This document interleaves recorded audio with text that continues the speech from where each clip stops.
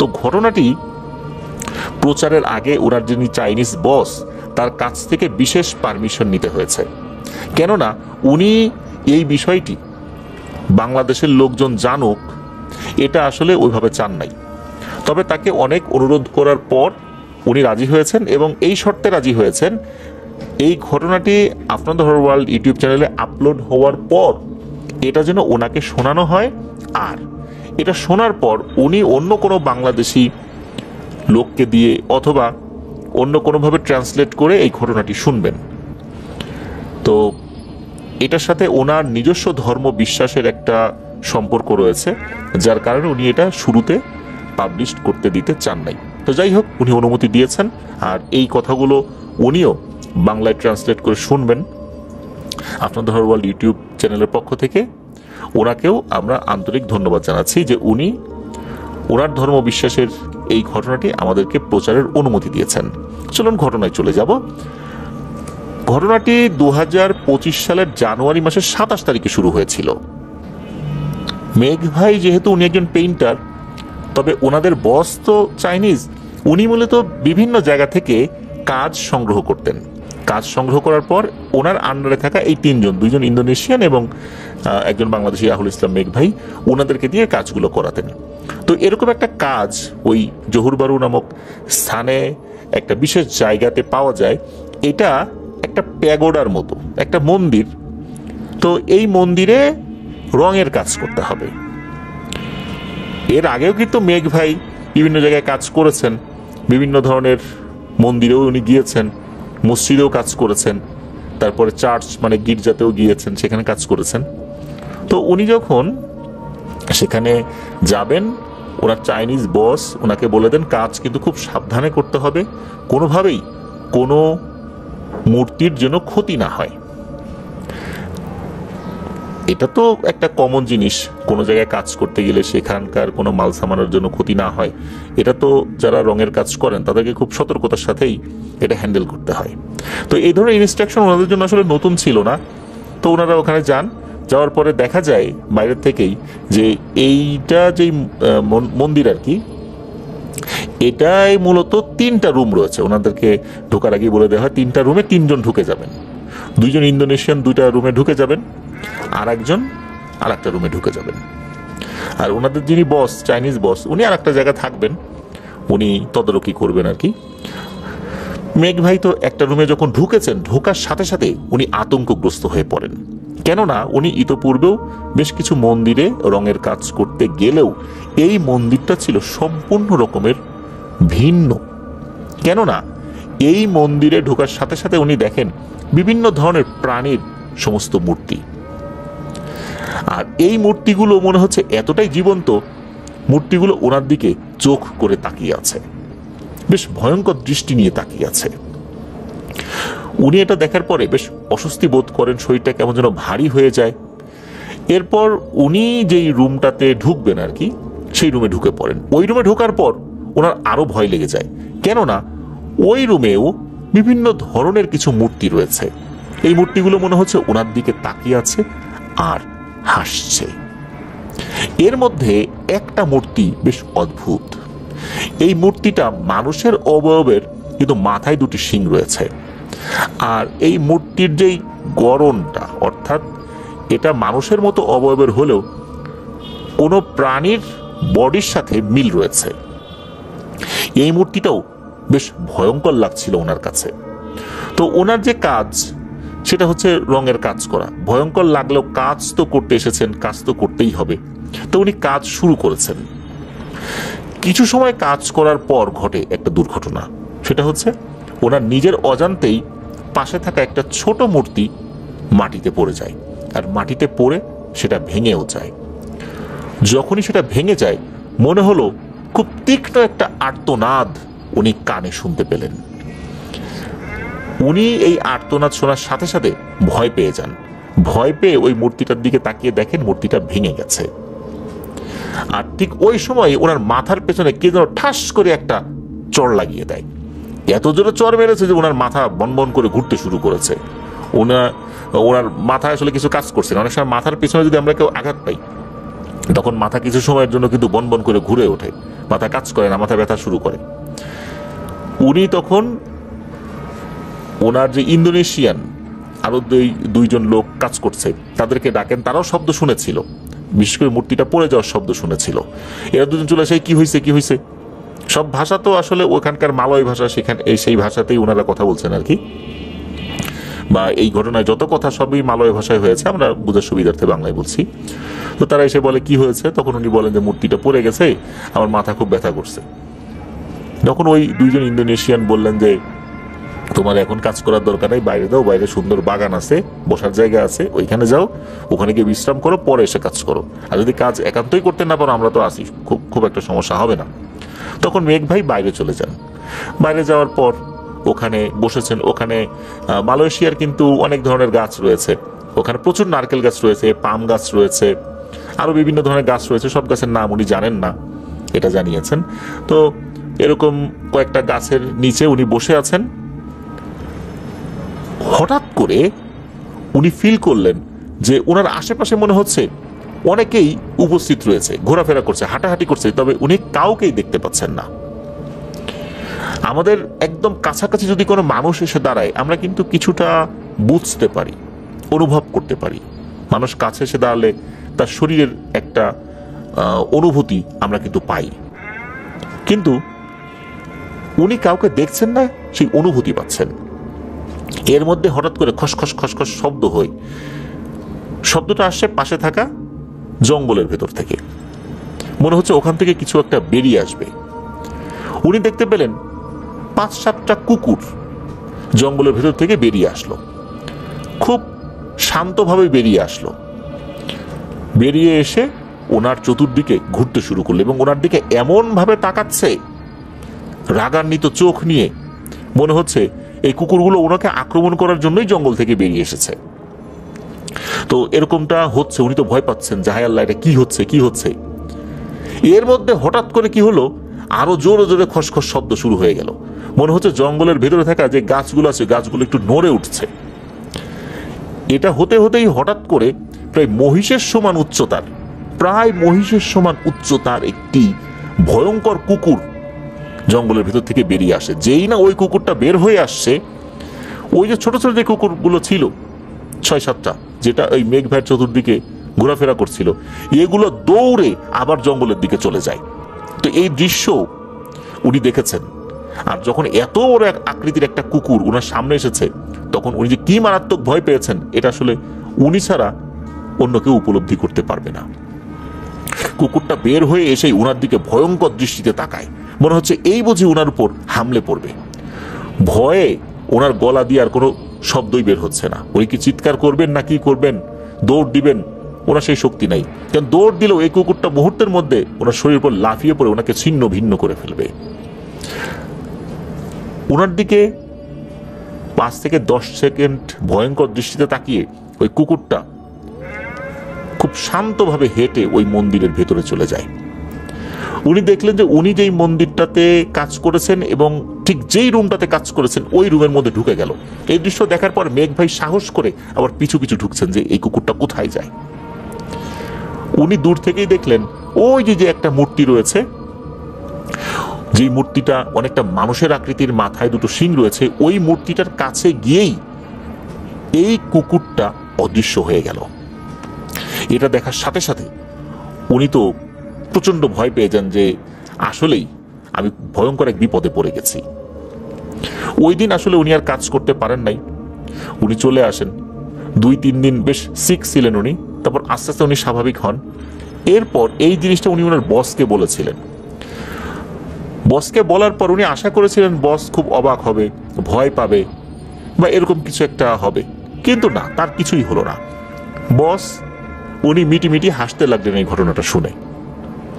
হাসার পর উনি বলছেন যে তুমি যেটা দেখেছো এটাকে ইন্দোনেশিয়ান ভাষায় হান্দু বলে, আর বিশ্বের বিভিন্ন দেশে এটার বিভিন্ন নাম রয়েছে। মুসলিমরা এটাকে জিন বলে, ভারতে এটাকে আত্মা বলে, বিশেষ করে যারা হিন্দু ধর্মাবলম্বী রয়েছেন তারা। আর এই যে বড় মূর্তিটা মানুষের আকৃতির মাথায় শিং রয়েছে, এটার নাম হচ্ছে হাং ওয়াং। ওই চাইনিজ বস আরো কিছু তথ্য দেন। তিনি বলেন যে এইখানে যতগুলো মূর্তি রয়েছে সবগুলোর পাহারায় একটা করে হান্তু রয়েছে, আর এই বড় মূর্তিটার পাহারায়ও আরো শক্তিশালী একটা হান্তু রয়েছে, যেটা অন্যান্য মূর্তির সাথে থাকা পাহারায় যে হান্তুগুলো রয়েছে তার থেকে এটা আরো শক্তিশালী। যেই বড় আকৃতির কুকুরটা দেখেছো, এটা হচ্ছে ওই হাংওয়াং এর পাহারাদার হান্তু। তবে যেহেতু তুমি ভুল করে এটা করে ফেলেছো, ভেঙে গেছে, আশা করি এটা নিয়ে সমস্যা হবে না।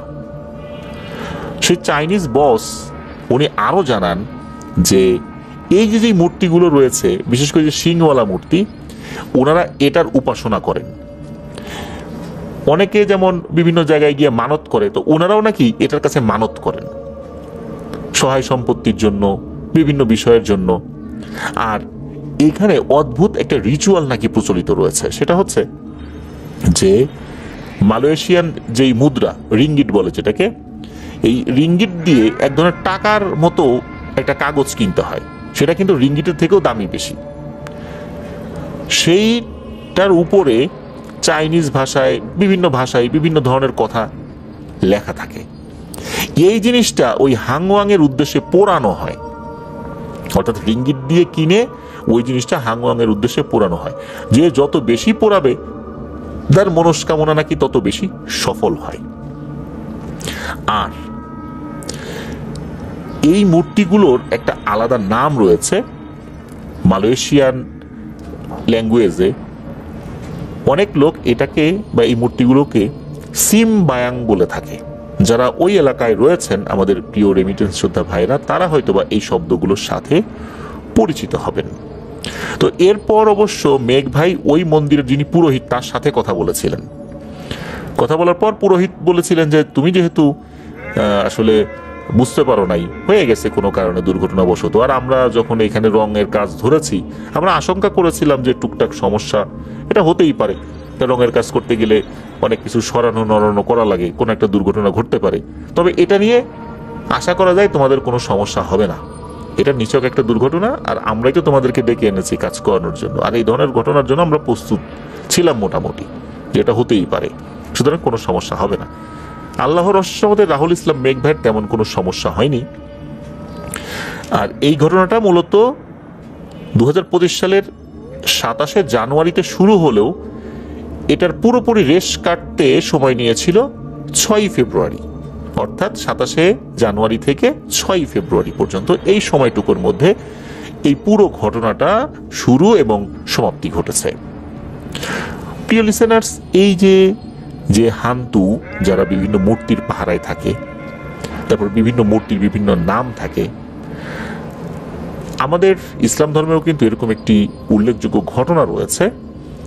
উজ্জা একটা শক্তিশালী জিন, যাকে শত শত বছর ধরে আরবের লোকেরা উপাসনা করে আসতো।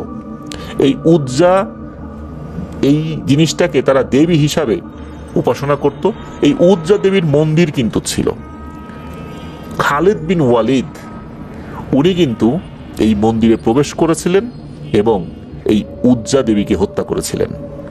এটা নিয়ে কিন্তু একটা দীর্ঘ ঘটনা রয়েছে ইসলামের ইতিহাসে। হযরত খালিদ বিন ওয়ালিদ রাদিয়াল্লাহু তাআলা আনহুর সাথে এই উজ্জা দেবীর মন্দিরের এই ঘটনাটা আপনারা হয়তো বা অনেকেই জেনে থাকবেন। যদি না জেনে থাকেন, ইউটিউব থেকে সার্চ দিয়েও এই ঘটনাটা শুনতে পারেন যে আসলে সেখানে কি হয়েছিল, কি সেই ঘটনা ছিল। রাসূলুল্লাহ সাল্লাল্লাহু আলাইহি ওয়াসাল্লাম কেন খালিদ বিন ওয়ালিদ রাদিয়াল্লাহু তাআলা আনহুকে সেই মন্দিরে যেতে বলেছিলেন, উনি ফেরত আসার পর কেন আবার পাঠিয়েছিলেন, এটা আপনি ইউটিউবের সার্চ দিলেই পেয়ে যাবেন। এটা নিয়ে আমরা এখন আর আলোচনা না করি। তো ধন্যবাদ জানাচ্ছি রাহুল ইসলাম। ঘটনাটি মূলত মিকাইল আহমেদ ভাই উনি ওনার নানি শাশুড়ির কাছ থেকে সংগ্রহ করেছিলেন। ঘটনাটি প্রথমে উনি ওনার স্ত্রীর কাছ থেকে শুনেছিলেন, পরবর্তীতে বিস্তারিতভাবে উনি ওনার নানি শাশুড়ির কাছ থেকে সংগ্রহ করেছিলেন। তো আমরা ওনাকে নানি বলেই সম্বোধন করব। তো ঘটনাটি 1990 সালের আশেপাশে ঘটেছিল। তো নানির গ্রামের দুই বাড়ির পরের বাড়িতে মূলত ঘটনাটি ঘটেছিল। নানির বাড়ি থেকে দুই বাড়ির পরে টুটুল মিয়া নামে একজন বাস করতেন, তার বাড়ি অর্থাৎ টুটুল মিয়ার বাড়ি। টুটুল মিয়া উনি খুবই গরিব অসহায় একজন মানুষ ছিলেন। তার বাড়ি মাগুরা জেলার মোহাম্মদপুর উপজেলার নাগরা গ্রামে। ওই সময়ে পাটখড়ির বেড়া আর চাল বলতে ছন দিয়ে তৈরি চালটাই অধিকাংশ মানুষের বাড়িতে ব্যবহৃত হতো। টুটুল মিয়ার বাড়ি থেকে একদম কাছাকাছি জায়গাতে একটি পুকুর রয়েছে। ওই পুকুরের উপর ছোট একটি ডিঙি নৌকা থাকতো সব সময়। মাঝে মাঝে এই ডিঙি নৌকার মাধ্যমে মাছ ধরতেন টুটুল মিয়া ওই পুকুরে। এলাকার লোকজন সবাই বলতো ওই পুকুরটা নাকি অভিশপ্ত পুকুর। টুটুল মিয়া প্রথমে একটি বিয়ে করে, বিয়ে করার পর তার স্ত্রী গর্ভবতী হন। যখন বাচ্চার ডেলিভারি হবে তখন বাচ্চা সহ টুটুল মিয়ার স্ত্রী মারা যান। অথচ মারা যাওয়ার মতো জটিলতা কিন্তু হয়নি, তার স্ত্রীও মারা যায়, বাচ্চাও মারা যায়। টুটুল মিয়া বুঝতে পারে না যে কেন এমনটা হলো। ভাগ্যের লিখন টুটুল মিয়া মেনে নেয়। এরপর অভাবের তাড়নায় টুটুল মিয়া চুরি করা শুরু করে দেয়। এলাকার লোকজন তখন আর টুটুল মিয়াকে দেখতে পারত না। চুরির দায়ে মাঝে মাঝেই তাকে জেলে যেতে হতো, আবার কিছুদিন পর পর ফেরত আসতো। বাড়িতে টুটুল মিয়ার মা বাবা ছিল। পরবর্তীতে টুটুল মিয়া দ্বিতীয় বিয়ে করে। সবকিছুই মোটামুটি ঠিকঠাক মতোই চলছিল। তো এই পক্ষে পরপর 3টা মেয়ে হয়। সবার যে বড় মেয়ে তার বয়স 4 বছরের মতো, তারপরের যে মেয়ে তার বয়স 2 বছর, আর সবার ছোট মেয়ে তার বয়স 1 বছরের কাছাকাছি এরকম হয়েছিল আর কি। তো 3-4 বছর বা 4 বছর পর টুটুল মিয়া আবার চুরির অভিযোগে জেলে যায়। এবার তার 12 বছরের সাজা হয়। এমত অবস্থায় টুটুল মিয়ার পরিবার বেশ সমস্যায় পড়ে যায়। বাড়িতে টুটুল মিয়ার মা বাবা, টুটুল মিয়ার স্ত্রী আর তার 3 মেয়ে, ছোট ছোট 3টা মেয়ে, এই মানুষগুলোকে রেখে টুটুল মিয়াকে জেলে যেতে হয়েছে। মেয়েদের নাম অবশ্য জানা যায়নি। ঘটনার শুরু এবার ভিন্নভাবে।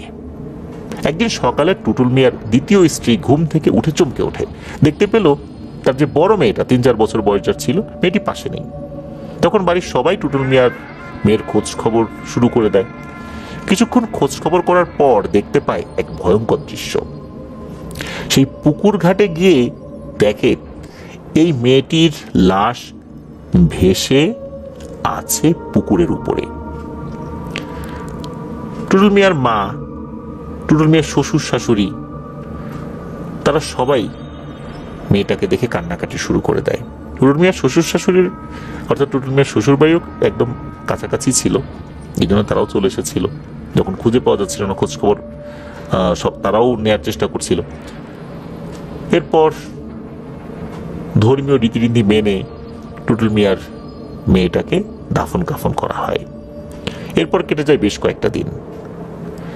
এরপর ঘটে আরো একটি দুঃখজনক ঘটনা। ওই যে তার মেজ মেয়ে যেটা ছিল, সেও একই রকম ভাবে ওই পুকুর ঘাটে ডিঙি নৌকার নিচে লাশ হয়েছিল। অর্থাৎ তার লাশটা ডিঙি নৌকার নিচে ছিল। ডিঙি নৌকার এক পাশে মেয়েটার মাথা দেখা যাচ্ছিল, আর এক পাশে পা দেখা যাচ্ছিল। অথচ মেয়েটা রাতের বেলা তার মায়ের সাথেই ঘুমিয়েছিল। এই মেয়েটা যখন মারা যায়, তাকেও তার বড় বোনের মতোই দাফন কাফন করা হয় স্বাভাবিক নিয়মেই। এই যে তাদের পরিবার থেকে একে একে মানুষ হারিয়ে যাচ্ছে, টুটুল মিয়া কিন্তু জেলখানাতে। সে তার সন্তানদের শেষ দেখাটাও দেখতে পারছে না। এলাকার সব মুরব্বীরা পরামর্শ করে বলে যে আপনারা ভালো কোনো কবিরাজ দেখান, আপনাদের বাড়িতে কেন এমনটা হচ্ছে। মনে হয় কোনো ভয়ঙ্কর স্কন্ধ কাটা জিনের প্রভাব পড়েছে। এটা এমন এক অদৃশ্য শক্তি যেখানে এরা থাকে আশেপাশের মানুষদেরকে ওরা থাকতেই দেয় না, মানুষদেরকে মেরে ফেলে। আর এই পুকুরটা আগে থেকে অভিশপ্ত, আপনারা ভালো কোনো কবিরাজ দেখান, তা না হলে তো আপনারা কেউই বাঁচবেন না। অনেক আগে থেকে এটা নিয়ে সমস্যা আছে, এরা তো টুটুল মিয়া আগে থেকে কিছুটা জানতো, তারপরও কেন যে এই গুরুত্ব দেয় নাই আমরাও বুঝতে পারতেছি না। এলাকার মানুষ এই সমস্ত কথাবার্তা বলে চলে যায়, তো পরিবার থেকে খোঁজাখুঁজি শুরু করে ভালো কবিরাজ কোথায় পাওয়া যায়। তো একজন কবিরাজের সন্ধান তারা পায়। 1 গ্রাম পরেই ছিনদাইন নামক একটা জায়গা রয়েছে, সেই এলাকার কবিরাজ। তো কবিরাজ যখনই টুটুল মিয়ার বাড়িতে এসেছে তখন ঘটলো এক ভয়ঙ্কর ঘটনা। কবিরাজ এই বাড়িতে পা দিতে না দিতেই সকলের চোখের সামনে দিনের বেলাতে কোনো এক অদৃশ্য শক্তি এই কবিরাজকে একবার শূন্যে তুলে নেয় উপরে, ওই কবিরাজকে আবার মাটিতে ফেলে দেয়, একবার শূন্যে তুলে নেয় একবার মাটিতে ফেলে দেয়। এইভাবে কয়েকবার আছাড় খাওয়ার পর কবিরাজ আল্লাহ গো মা গো মরে গেলাম বলে দৌড় শুরু করে কোনো মতে। এদিকে তার কোমরে মারাত্মক ব্যথা লেগেছে, হাতে পায়ে ব্যথা লেগেছে, খুঁড়িয়ে খুঁড়িয়ে সে দৌড়াতে থাকে, মানে এইখানে সে এক মুহূর্ত দাঁড়াবে না। কবিরাজ নিয়ে এসেও লাভ হলো না। অনেক খোঁজাখুঁজি করার পর বেশ ভালো একজন কবিরাজ পাওয়া গিয়েছিল, সেও এই অদৃশ্য শক্তির হাতে আছাড় খেয়ে পালিয়ে গেল। দিনের বেলা বহু লোকের সামনে এই ঘটনা ঘটল। পরিবারের সদস্যরা তো খুব হতাশ হয়ে পড়ে, এত কষ্টের পর একটা কবিরাজ পাওয়া গেল, ভালো কবিরাজ, যার অনেক নাম ডাক আছে, অনেক সমস্যার সমাধান করেছে, সে কিনা এখানে এসে এমন এক ধরনের সমস্যায় পড়ে গেল। তাহলে সমাধানটা কিভাবে হবে? পরের দিন রাতে ঘটলো আরেকটি ঘটনা। টুটুল মিয়ার বাবা রাতে জল বিয়োগ করার জন্য ঘর থেকে বের হয়েছেন। তো বের হয়ে পুকুর পাড়ের দিকে ওনার চোখ গিয়েছে। উনি তখন দেখতে পায় ভয়ঙ্কর একটি কালো অবয়ব, যার মাথা নেই আর বেশ অনেকগুলো চোখ বুকের উপর জ্বলজ্বল করছে, চোখগুলো টিপ টিপ করে চোখের পলক ফেলছে। একটা দুটা না, অনেকগুলো চোখ, লাল টকটকে জ্বলজ্বল করছে চোখ। আর এই অভাবটা পুকুরের যে ডিঙি নৌকাটা রয়েছে ওই ডিঙি নৌকাটার উপর দাঁড়িয়ে আছে আর বাড়ির দিকে মুখ করে তাকিয়ে আছে। এইটা দেখা মাত্রই টুটুল মিয়ার বাবা আল্লাহ গো বলে একটা চিৎকার দিয়েছেন, ওখানে অজ্ঞান হয়ে গেছেন। তার এই চিৎকারে টুটুল মিয়ার স্ত্রী আর টুটুল মিয়ার মা দুজনেরই ঘুম ভেঙে যায়। তারা দ্রুত বাইরে বের হয়ে এসে দেখে যে টুটুল মিয়ার বাবা অজ্ঞান হয়ে পড়ে আছে। তারা দুজন মিলে অনেক কষ্টে টেনে হিচড়ে তাকে ঘরে নিয়ে যায়। তারপর তার মাথায় পানি ঢালতে থাকে। তারা যে দোয়া দুরুদ জানতো এটা পরে ফু দিচ্ছে। কিছুক্ষণ পর তার জ্ঞান ফেরত আসে। জ্ঞান ফেরত আসার পর টুটুল মিয়ার বাবা সব ঘটনা খুলে বলে সে কি দেখেছে। পরদিন সকালবেলা থেকে টুটুল মিয়ার বাবার গায়ে অনেক জ্বর, শেষ রক্ষার হলো না। কয়েকদিনের মধ্যেই টুটুল মিয়ার বাবা মারা যায়। এইভাবে এক এক করে টুটুল মিয়ার মা, তার দ্বিতীয় স্ত্রী, ছোট মেয়ে কোন এক অদৃশ্য শক্তির প্রভাবে মারা যেতে থাকে। টুটুল মিয়া কিন্তু তখনও জেলে। তার মা, বাবা, দ্বিতীয় স্ত্রী আর তার 3 সন্তান কাউকেই সে শেষ দেখা দেখতে পারেনি। এটা যে একটা মানুষের জন্য কতটা কষ্টের সেটা আসলে বলে বোঝানো যাবে না। পুকুর রয়েছে, টুটুল মিয়ার ঘর বাড়িও আছে, তবে সেটা একদম বিরান হয়ে গেছে। এটার আর কোনো সুরাহা হয় না। এলাকার কিছু মানুষজন হুজুর কবিরাজ নিয়ে আসছিলেন, তারাও এটার কোনো সমাধান করতে পারেনি। পুকুর এবং টুটুল মিয়ার বাড়ি এই দুটোই এক ভুতুড়ে স্থান হিসাবে এলাকার মানুষের কাছে পরিচিত হয়ে যায়। দীর্ঘ অনেকটা সময় কেউই এই জায়গায় এসে আর বসবাস করতে চায়নি। 12 বছর জেল খাটার পর টুটুল মিয়া তার নিজ ভিটায় ফেরত আসে। লোক মারফত সে জেলখানায় বসে তার পরিবারের একে একে হারিয়ে যাওয়ার খবর কিন্তু সে পেয়েছিল।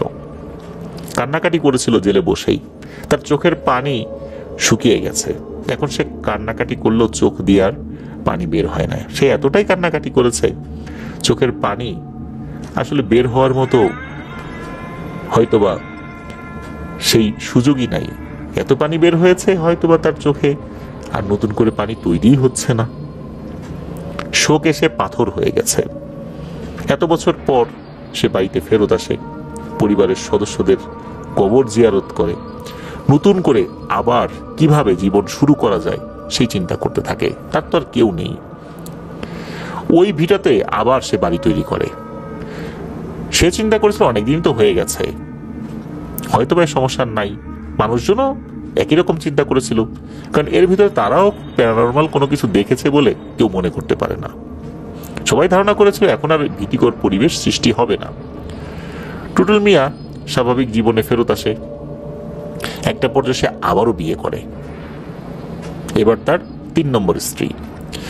বিয়ে করার 1 বছর পর টুটুল মিয়ার পুত্র সন্তান হয়। কিন্তু ঘটনা ঘটা থামছে না। পুনরায় আবার ভয়ঙ্কর ঘটনা শুরু হয়ে যায়। একদিন সকালবেলা টুটুল মিয়া ও তার 3য় স্ত্রী দেখতে পায় তার পুত্র সন্তান তাদের পাশে নেই। অনেক খোঁজাখুঁজি করার পর কোথাও খুঁজে পায় না। এলাকার লোকজন মিলে তারা ওই পুকুরে জাল ফেলতে থাকে। কিছুক্ষণ পর টুটুল মিয়ার সন্তানের লাশ সেই জালে বেঁধে যায়। মৃত বাচ্চাটিকে দেখার জন্য এই মিকাইল ভাইয়ের নানি শাশুড়িও সেই বাড়িতে তখন গিয়েছিল। সুন্দর ফুটফুটে একটি বাচ্চা, কপালে কালো টিপ, চোখে কাজল দেয়া ছিল। আর এই বাচ্চাটিকে উঠোনের পাটির উপর রেখে দেয়া হয়েছিল মৃত অবস্থায়। সবাই বিলাপ করে কান্নাকাটি করছে। আসলে সবাই বিলাপ করে কান্নাকাটি করছে এই কারণে, কারণ টুটুল মিয়ার পরিবারে যা ঘটে চলছে এটা কি আসলে স্বাভাবিক? নিশ্চয়ই স্বাভাবিক নয়। এইভাবে একে একে আর কত মৃত্যু দেখতে হবে সবাইকে। এই জন্য এলাকার মানুষও সেদিন কেঁদেছিল। টুটুল মিয়ার কপালে এ করুণ পরিণতি, এ কি থামবে না? এভাবে টুটুল মিয়ার পরিবারের অনেককেই হারাতে হয়েছে। এটা শেষ কোথায়? বছরখানেক পর টুটুল মিয়ার স্ত্রীর আবার একটি পুত্র সন্তান হয়। এর মধ্যে কিন্তু টুটুল মিয়া তার সাধ্য অনুযায়ী কবিরাজ, হুজুর এদের কিন্তু দেখাচ্ছেন, কিন্তু কেউই এটা সমাধান দিতে পারছে না। টুটুল মিয়ার 2য় সন্তানের বয়স যখন 5 মাস, একদিন দুপুরবেলা টুটুল মিয়ার স্ত্রী প্রতিবেশী একটি মেয়েকে, যার বয়স 8 থেকে 9 বছর হবে, এমন একটা মেয়েকে ডেকে নিয়ে এসে বলে যে আমি একটু কাজে যাব, ততক্ষণ আমার এই ছেলের কাছে একটু থাক, আমি কাপড় চোপড় কাচার জন্য পুকুরে যাচ্ছি, আসতেছি একটু পরে। প্রথম সন্তানের মৃত্যুর পর টুটুল মিয়ার 3য় স্ত্রী, সে কিন্তু তার সন্তানকে আর একা রাখতো না, কেউ না কেউ সবসময় তার পাশে থাকতো। তার সন্তানের কাছে ওই মেয়েটিকে রেখে কাপড় ধুতে যায় টুটুল মিয়ার স্ত্রী। এভাবে কিছুক্ষণ হয়ে যায়, আধা ঘন্টা বা 35 মিনিট হতে পারে, এরকম আনুমানিক সময়। হঠাৎ করে ঘরের ভেতর থেকে ওই মেয়েটির প্রচন্ড জোরে একটা চিৎকারের আওয়াজ আসে। এদিকে এই শব্দ শুনে টুটুল মিয়ার স্ত্রী তো দৌড়ে ঘরে যায়। সে গিয়ে দেখে ওই মেয়েটি অজ্ঞান হয়ে পড়ে আছে। আর একটা ভয়ঙ্কর দৃশ্য, তাদের ঘরের যে পাটখড়ি বেড়াটা রয়েছে, এই বেড়াটার একটা অংশ ভাঙা, আর কোনো এক অদৃশ্য শক্তি তার ছেলেকে শূন্যে ভাসিয়ে ভাসিয়ে ওই বেড়ার ফাঁকা অংশ দিয়ে নিয়ে যাচ্ছে। এই দৃশ্য দেখে টুটুল মিয়ার স্ত্রী দৌড়ে গিয়ে তার ছেলের 2 পা টেনে ধরে। ওদিকে তার ছেলেকে কিন্তু টেনে নিয়ে যাচ্ছে।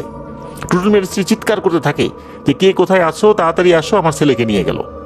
তো আশেপাশে তো লোকজন ছিল, তারা চলে আসে, এসে দেখে ওই যে ছোট্ট মেয়েটা অজ্ঞান হয়ে পড়ে আছে। টুটুল মিয়ার স্ত্রী তার ছেলের 2 পা ধরে টানছে, আর তার ছেলেকে শূন্যে ভাসিয়ে রেখেছে কোনো একটা অদৃশ্য শক্তি।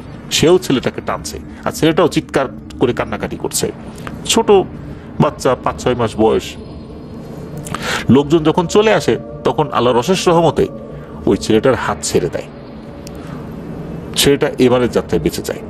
মেয়েটা যখন স্বাভাবিক হয়, অর্থাৎ তার জ্ঞান ফেরে, সে বলে সে বাচ্চাটিকে নিয়ে ঠিকঠাক মতোই বসেছিল, খেলাধুলা করছে, বাচ্চার সাথে কথা বলছে। আধা ঘন্টার মতো হবে, এরপর হঠাৎ করে বাড়ির বেড়ায় সরাত সরাত করে শব্দ হচ্ছে। পাটখড়ি যদি ভেঙে যায় এরকম শব্দ হয়, ওই রকম শব্দ। তো ওইদিকে তাকিয়েছে, তার কাছে মনে হয় কোনো একটা অদৃশ্য জিনিস এসে টুটুল মিয়ার বাচ্চাকে টেনে নিয়ে যাচ্ছে। তো এই দৃশ্য দেখার সাথে সাথে সে চিৎকার দিয়ে সেন্সলেস হয়ে গেছে। আর এর মধ্যে তো টুটুল মিয়ার স্ত্রী চলে এসেছে। ওই অদৃশ্য শক্তি তখনও টুটুল মিয়ার সন্তানকে নিয়ে যেতে পারেনি। টুটুল মিয়ার স্ত্রী এসে আল্লাহর রহমতে ধরে ফেলেছে। তো আল্লাহর রহমতে তো এই ছেলেটা ওইবার বেঁচে গেল। এরপর ভালো একজন হুজুরকে নিয়ে আসা হয়। তো হুজুর এসে ওই ঘরটা বন্ধ করে দিয়ে যান। তবে সমস্যার কিন্তু সমাধান হলো না। এরপর থেকে শুরু হয় অন্যরকম একটা সমস্যা। হঠাৎ করে টুটুল মিয়ার স্ত্রী এবং টুটুল মিয়া দেখতে পেত তার সন্তান শুয়ে আছে, তবে তার পাশে না, অন্য জায়গায়, ঘরের আড়ার উপরে, অথবা তাদের চোখের নিচে, অথবা কোনো একটা তাকের উপরে। নিয়ে যায় নাই, কিন্তু এরকম ভিন্ন ভিন্ন জায়গায় শুইয়ে রেখেছে। 5-6 মাসের বাচ্চা কিভাবে বিভিন্ন স্থানে সে একা একা উঠে যেতে পারে? নিশ্চয়ই সম্ভব না এটা। তো এই ধরনের ঘটনা কিন্তু ঘটা শুরু করে। এই ধরনের ঘটনা যখন ঘটা শুরু হয়েছে, টুটুল মিয়া এবং তার স্ত্রী তো খুবই চিন্তিত হয়ে পড়েছে যে এই সমস্যার সমাধান কি আর হবে না। যাই হোক, এর বছরখানেক পর, মানে এই সমস্যা কিন্তু চলছে, বছরখানেক পর টুটুল মিয়ার আরেকটি কন্যা সন্তান জন্মগ্রহণ করে। তো এই মেয়েটার সাথেও বিভিন্ন ধরনের ঘটনা ঘটা শুরু হয়ে যায়। ওই যে আগের ছেলের মতোই সমস্যা শুরু হয়ে যায়।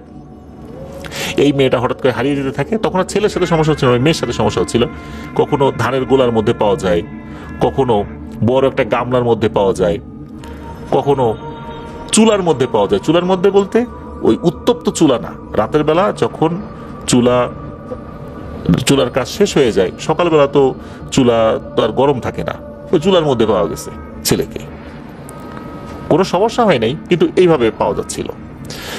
এরপরেও কিন্তু অনেক হুজুর কবিরাজ দেখানো হয়েছে, কোনো সমাধান হচ্ছিল না। একটা পর্যায়ে টুটুল মিয়া তার স্ত্রী, ছেলে, মেয়েকে নিয়ে নিজের ভিটা বাড়ি ছেড়ে অন্যত্র চলে যেতে বাধ্য হয়।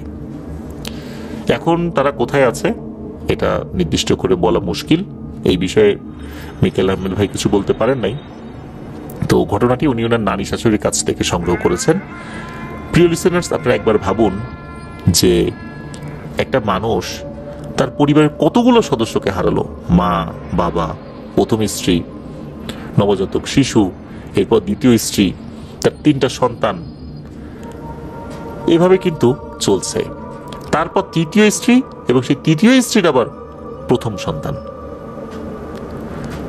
এভাবে কিন্তু পরিবারের অনেকগুলো সদস্য হারিয়ে গিয়েছিল, মৃত্যুবরণ করেছিল এক অদৃশ্য শক্তির প্রভাবে।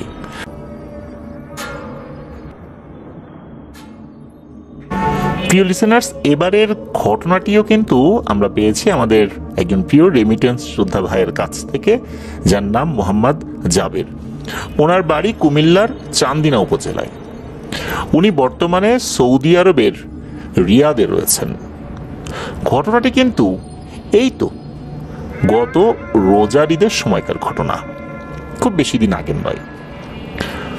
ওনারা 3 বন্ধু, মোহাম্মদ জাবের, হৃদয়, সোহাগ, এই 3 জন বন্ধু মিলে পরিকল্পনা করেন যে ওনারা রিয়াদ থেকে আবা নামক একটা জায়গায় যাবেন। রিয়াদ থেকে এই আবা নামক স্থানের দূরত্ব হচ্ছে 946 কিলোমিটার। এই জায়গাটা বেশ ঠান্ডা। মূলত এই কারণেই ওনারা ঘুরতে যেতে চেয়েছিলেন। আপনারা কিন্তু গুগলে সার্চ দিলেই দেখতে পারবেন যে এই রিয়াদ থেকে আবার দূরত্ব ABHA, ইংরেজিতে স্পেলিংটা এরকম হয়। তো সেখানে গেলেও আপনারা দেখতে পারবেন যে 946 কিলোমিটার দেখায়। দীর্ঘ একটা পথ। এই পথে কিন্তু অনেকটাই বিপদ আপদ থাকার সম্ভাবনা রয়েছে, কেননা এই পথটার অধিকাংশ জায়গাটাই নাকি অন্ধকার। গাড়ির হেডলাইটের আলোতেই পুরো পথ চলতে হয়, বিশেষ করে রাতের বেলা। এই পথটা এতটাই অন্ধকার এবং বিপদসংকুলও বটে। চারদিকে শুনশান নীরবতা। 200 থেকে 300 কিলোমিটার দূর একটা করে পেট্রোল পাম্প পাওয়া যায়। তার মানে 200 থেকে 300 কিলোমিটার পর পর একটা করে পেট্রোল পাম্প আপনি দেখতে পাবেন। এছাড়া আর তেমন কিছুই দেখতে পাবেন না। যদি কোনো কারণে গাড়ির তেল ফুরিয়ে যায়, তাহলে কি যে ভয়ঙ্কর বিপদ হবে তা তো সহজেই অনুমান করা যায়। কোনো কারণে যদি গাড়ি নষ্ট হয়ে যায় কোনো একটা নির্জন জায়গায়, তাহলে তো আরো বিপদ। এই রিয়াদ থেকে আবার এই দীর্ঘ এই পথে আসলে মানুষের ক্লান্তি আসবে, এটাই স্বাভাবিক। তো ওনাদেরও ক্লান্তি আসে, যখন ক্লান্তি আসে তখন ড্রাইভিং সিটের ড্রাইভিং যিনি করছেন তার দায়িত্বেরও পরিবর্তন ঘটে। কখনো হৃদয় ভাই ড্রাইভিং করছেন, কখনো সোহাগ ভাই ড্রাইভিং করছেন। তবে জাবের ভাই আবার ড্রাইভিং একটু কম পারেন, যার কারণে উনি ড্রাইভিং করেন নাই। তো যেতে যেতে প্রায় 500 কিলোমিটার কি 550 কিলোমিটার পথ ওনারা এসেছেন, হঠাৎ করেই গাড়ি বন্ধ হয়ে গেছে। কি এক বিপদ! ওনারা চিন্তা করেছেন যে গাড়ির কি তেল ফুরিয়ে গেল, দেখলেন যে না, তেল ঠিকঠাক আছে, ইঞ্জিনের সমস্যা দেখা দিয়েছে। এমন এক নির্জন জায়গায় এখন কি করবেন? ওইখানে কোনো লোকবসতিও নাই। এর মধ্যে এই যে হৃদয় ভাই, ওনার আবার একটু জল বিয়োগের চাপ এসেছে। উনি গাড়ি থেকে নেমে রাস্তার পাশে গিয়েছেন, চারদিকেই কিন্তু মরুভূমি, রাস্তার এপাশ ওপাশ সব জায়গায় মরুভূমি, আর বড় বড় পাথরের পাহাড় রয়েছে সেখানে। তো উনি কিছুটা পথ এগিয়ে গিয়ে যখন জল বিয়োগ করেছেন, যখন উনি আবার ঘুরে গাড়ির কাছে চলে আসবেন, হঠাৎ করে একটা জায়গায় ওনার চোখ আটকে যায়। উনি তখন জাবের ভাই এবং সোহাগ ভাই দুজনকে ডাকেন যে তোরা এদিকে আইতো, দেখে যত একটা জিনিস, মনে হয় আল্লাহর রহমতে একটা আশার আলো দেখতে পেয়েছি। তখন ওনারাও তাড়াতাড়ি করে যান যে সে কি দেখলো। তো ওনারা দেখেন যে মরুভূমির ভিতরে একটা জায়গায় আলো জ্বলছে, একটা তাঁবুর মতো কিছু একটা দেখা যাচ্ছে, ওখানে আলো জ্বলছে। তার মানে হচ্ছে ওইখানে গেলে কোনো একটা সাহায্য সহযোগিতা পাওয়া যেতে পারে। আর আরো একটা বিষয় বলে রাখা ভালো যে আমাদের দেশে যেরকম অনেক বাগান রয়েছে, পার্ক রয়েছে, রিসোর্ট রয়েছে, আমাদের দেশে তো অনেক নদী নালা খালবিল রয়েছে। সৌদি আরবে তো এরকম না। আর ওখানে কিন্তু দিনের বেলায় এত গরম থাকে, এই জন্য মানুষজন কম বের হয়। সন্ধ্যার পর থেকে মানুষজন বেশি বের হয়, আর গভীর রাত পর্যন্ত মানুষ বাইরে থাকে। আর ওখানে মানুষজন যখন বেড়াতে যায় তখন মরুভূমিতে বেড়াতে যায়, সেখানে তাঁবু টানায়, সাধারণত তাঁবু দুটো টানায় যদি পরিবার নিয়ে বেড়াতে যায়। দেখা যাচ্ছে আমরা পারিবারিক যদি কোনো গেট টুগেদার করি, সেখানে পুরুষরা নারীরা এক জায়গায় বসে কথাবার্তা বলি, কিন্তু সৌদি আরবে এরকম না। সেখানে দেখা যাচ্ছে 3-4 জন ভাই বা আত্মীয় স্বজনরা যদি এক জায়গা হয়, তাদের স্ত্রী কন্যা যারা, তাদের জন্য সম্পূর্ণ আলাদা তাঁবু থাকে, তারা সেখানে বসে গল্প গুজব করে। তো ওখানে এরকম দুটো তাঁবুর মতো ওনারা দেখেছিলেন, বোঝাই গিয়েছিল যে ওখানে মেয়েদের জন্য একটা তাঁবু, ছেলেদের জন্য একটা তাঁবু। এরকম অনেকেই আসে, কিন্তু মরুভূমিতে অনেকেই পিকনিক করে, বারবিকিউ করে, খাওয়া দাওয়া করে, আবার চলে যায় গাড়ি নিয়ে। ওনারা চিন্তা করলেন যে ওনাদের কাছে কোনো সাহায্য সহযোগিতা পাওয়া যেতে পারে। এই চিন্তা করার পিছনে আরো একটা কারণ ছিল, কারণ হচ্ছে সৌদি আরবে সাধারণত যারা গাড়ি ড্রাইভ করেন, লং রুটে ড্রাইভ করেন, তারা কিন্তু নিজেরাই গাড়ির একজন এক্সপার্ট হয়ে যান।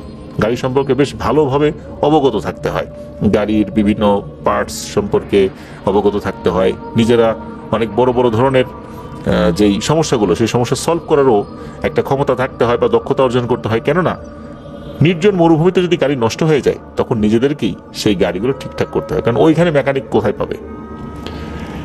যেহেতু এরকম অধিকাংশ লোকই দক্ষ হয়ে থাকে গাড়ি মেরামতের বিষয়ে, এই চিন্তা থেকেই হৃদয় ভাই চিন্তা করেছিলেন যে ওনাদের কাছে কি কোনো সাহায্য সহযোগিতা হয়তো পাওয়া যেতে পারে। তখন আর কি সোহাগ ভাই আর জাবের ভাইকে ওনারা ডাকেন। তো সোহাগ ভাই জাবের ভাই এসেও দেখেন একই অবস্থা। তখন ওনারা হাঁটতে থাকেন ওই আলোটার দিকে। মোটামুটি ওনারা প্রায় 2 কিলোমিটার মতো হেঁটেছিলেন। সৌদি আরবে অথবা যে সমস্ত জায়গাগুলোতে মরুভূমি রয়েছে, মরুভূমির দূরে কোথাও কোনো গাছ বা কোনো আলো বা কোনো একটা পাথর যদি আমরা দেখি, মনে হয় যে একদম কাছে। আসলে হাঁটা শুরু করলে বোঝা যায় যে এটা মোটেও কাছে না, এটা অনেক দূরে। হাঁটতে হাঁটতে ক্লান্ত হয়ে যেতে হয়, তারপরেও সেই জায়গাটা মনে হচ্ছে যে কাছে আসছে না, এমনটা কিন্তু মনে হয়। তো ওনাদের কাছে মনে ছিল কাছে, কিন্তু হাঁটতে হাঁটতে প্রায় 2 কিলোমিটার পার হয়ে যাওয়ার পর ওই জায়গাতে এসেছেন। তো ওই জায়গাতে যখন এসেছেন, কাউকে ডাকার আগেই একটা কিশোর বয়সী, বয়স হয়তো 15-16 হবে আর কি, এরকম একটা ছেলে বের হয়ে আসে। ছেলে বের হয়ে আসার পর খুব অবাক দৃষ্টিতে এই হৃদয় ভাই, সোহাগ ভাই আর জাবের ভাইয়ের দিকে তাকিয়েছে। তারপর ওই আরবি ভাষায় বলছে যে তোমরা কারা, তোমরা এখানে কেন এসেছো, কি প্রয়োজন এখানে? তখন এই ওনাদের 3 জনের ভিতর থেকে একজন বলে ওঠে যে আসলে আমাদের গাড়িটা নষ্ট হয়ে গেছে, দূর থেকে আলো দেখলাম, এই জন্য একটু সাহায্য সহযোগিতার জন্য আসছি, যদি কোনো হেল্প পাই, যদি গাড়িটা ঠিক করে চলে যেতে পারি। আমরা তো আবার যাবো, এরকম নির্জন রাস্তায় গাড়িটা নষ্ট হয়ে গেছে। তো এই কথোপকথনের ভিতরে হঠাৎ করে একজন মধ্যবয়স্ক ভদ্রলোক বের হয়ে আসেন। সৌদি আরবে যেই ধরনের ড্রেসগুলো পরা হয়, তো ওই ধরনের ড্রেসই আর কি পরা। তো উনি এসে বলছেন যে কি হয়েছে। তখন ওনার হাবভাবে বোঝাই যাচ্ছে যে এই যে ছেলেটা বের হয়েছে এটা তারই ছেলে। তখন ছেলেটা বলছে যে বাবা, এই যে ওদের গাড়ি নষ্ট হয়ে গেছে, আমাদেরকে দেখে ফেলেছে, এই জন্য সাহায্যের জন্য আসছে এখানে। তখন ওই বয়স্ক লোকটা, অর্থাৎ মধ্যবয়স্ক লোকটা, উনি খুব শান্তভাবেই এই জাবের ভাই, হৃদয় ভাই এবং সোহাগ ভাইকে বলেন যে দেখো বাবা, তোমরা এখানে আসছো সাহায্য সহযোগিতার জন্য, এই মুহূর্তে আমরা তোমাদেরকে কোনো সাহায্য সহযোগিতা করতে পারবো না। তোমাদেরকে দেখে ভালো লেগেছে, তোমরা ভালো মানুষ, কিন্তু তোমরা যেই অর্থে আমাদেরকে সাহায্য আমাদের কাছে চাচ্ছ, সেই অর্থে আমরা তোমাদেরকে কোনো সাহায্য সহযোগিতা করতে পারছি না। কেননা আমরা মানুষ নই, আমরা জিন। আমরা এই এলাকাতেই থাকি, তোমরা কোনোভাবে হয়তো আমাদেরকে দেখে ফেলেছো, আর তোমরা ভালো মানুষ দেখে আমরা তোমাদেরকে কোনো ক্ষতি করছি না। তোমরা দ্রুত চলে যাও, তোমরা যেখানে আছো ঠিক সেখানেই গাড়ির ভেতরে থাকো। আল্লাহ চাহেন তো সকালবেলা ইনশাল্লাহ তোমরা সাহায্য সহযোগিতা পেয়ে যাবে, আর আল্লাহ চাহেন তো রাতের বেলা পেয়ে যেতে পারো। তবে আমরা কোনো ধরনের কোনো সাহায্য সহযোগিতা করতে পারছি না, তবে তোমাদেরকে কোনো ক্ষতিও করবো না, যাও দ্রুত চলে যাও। ওনার কথা না বাড়িয়ে দ্রুত ওখান থেকে চলে আসেন। চলে আসার পর ওনারা যখন গাড়িতে উঠবেন, এমন সময় ওনারা দেখেন কোত্থেকে একটা পুলিশের গাড়ি আসছে। পুলিশের গাড়ি এসেই থেমে যায় ওনাদের গাড়ির সামনে। তখন গাড়ির কাঁচ নামিয়ে ওই পুলিশ সদস্য ডাকতে থাকেন সৌদি আরবের ভাষায় যে এদিকে আসো, কি হয়েছে। তখন ওনারা এই ঘটনা খুলে বলেন যে এই ব্যাপার। তখন ওই পুলিশ সদস্য গাড়ি থেকে নেমে আসেন, নেমে এসে বলেন যে তোমরা এরকম একটা দৃশ্য দেখে আসছো, এরকম লোকদেরকে তোমরা দেখছো, তোমাদের ভাগ্য ভালো বলতে হবে। তোমরা কি জানো তোমরা কোন জায়গাতে দাঁড়িয়ে আছো? আমরা এই জায়গাতে আমাদের একজন ভাইকে হারিয়েছি, পুলিশ অফিসার, আর একজন ভাই চিরতরে পঙ্গু হয়ে গেছে। তোমরা এই জায়গাতে এখনো যে সুস্থভাবে আছো, আল্লাহর কাছে শুকরিয়া আদায় করো। তখন পুলিশ সদস্য বলেন যে এখন এখানে দাঁড়াও, আল্লাহর রহমতে কোনো ভয় নাই, তবে শোনো এই জায়গা সম্পর্কে। তখন পুলিশ অফিসার, এই যে তিনজন ভাই, জাবের ভাই, হৃদয় ভাই এবং সোহাগ ভাই, এই পুলিশ অফিসার একটা ঘটনা বলেন যে আসলে ব্যাপারটা কি, এইখানে সমস্যাটা কি।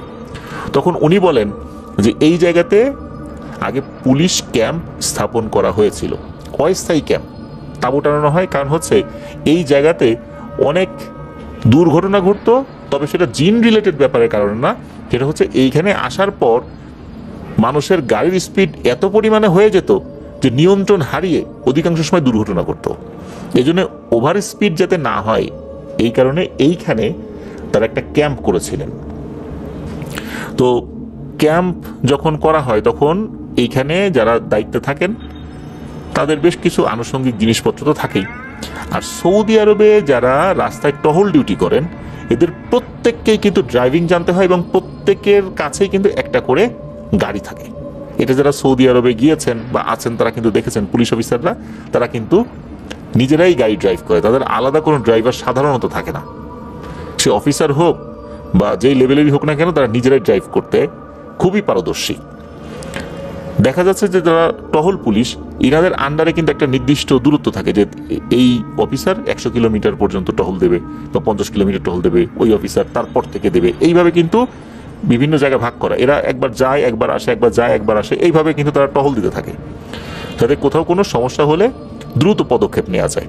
একজন ব্যক্তি কিন্তু অনেক লং রুটে ডিউটি করতে পারেন না, কেননা এটা সম্ভব নয়। এক মাথা থেকে ওই মাথা গিয়ে আবার ফেরত আসাটা এটা সময় সাপেক্ষ বিষয়। এই জন্য তাদের সাথে এইভাবে কিন্তু একটা মিউচুয়ালি ডিউটিগুলো ভাগ করা থাকে। অফিস থেকে এরকম দূরত্ব নির্ধারণ করা থাকে যে কে কোন পোস্টে ডিউটি করবে। তো ওইখানে একটা অস্থায়ী পোস্ট করা হয় বা ফাঁড়ি করা হয়েছিল। ওইখানে দিনের বেলাতে খুব একটা সমস্যা হতো না, রাতের বেলা তো গাড়ি কম চলতো, দিনের বেলাতেই মূলত ওই স্পিড গান নিয়ে ওভার স্পিডগুলো দেখা হতো আর কি। তো রাতের বেলা তো ডিউটি করতে হবে, রাতের বেলা ডিউটি থাকে কম, গাড়িগুলোও কম থাকে। রাতের বেলা সাধারণত কি করে যে অফিসাররা গাড়ির মধ্যে বসে থাকে, বসে বসে দেখা যাচ্ছে যে মোবাইল চালাচ্ছে বা কোনো মিউজিক ছেড়ে দিয়েছে, কেউ কোরআন তেলাওয়াত শোনে, কেউ ফোনে কথা বলে। রাস্তাটা খুব নির্জন, তো কোনো ঝামেলা নাই, এই জন্য বিশেষ করে রাতের বেলাতে কোনো ধরনের কোনো ঝামেলা থাকে না গাড়ি ঘোড়া চলাচলের ক্ষেত্রে আর কি। তো একজন অফিসার উনি গাড়ির মধ্যে বসে উচ্চ স্বরে মিউজিক ছেড়ে দিয়ে গান শুনছিলেন।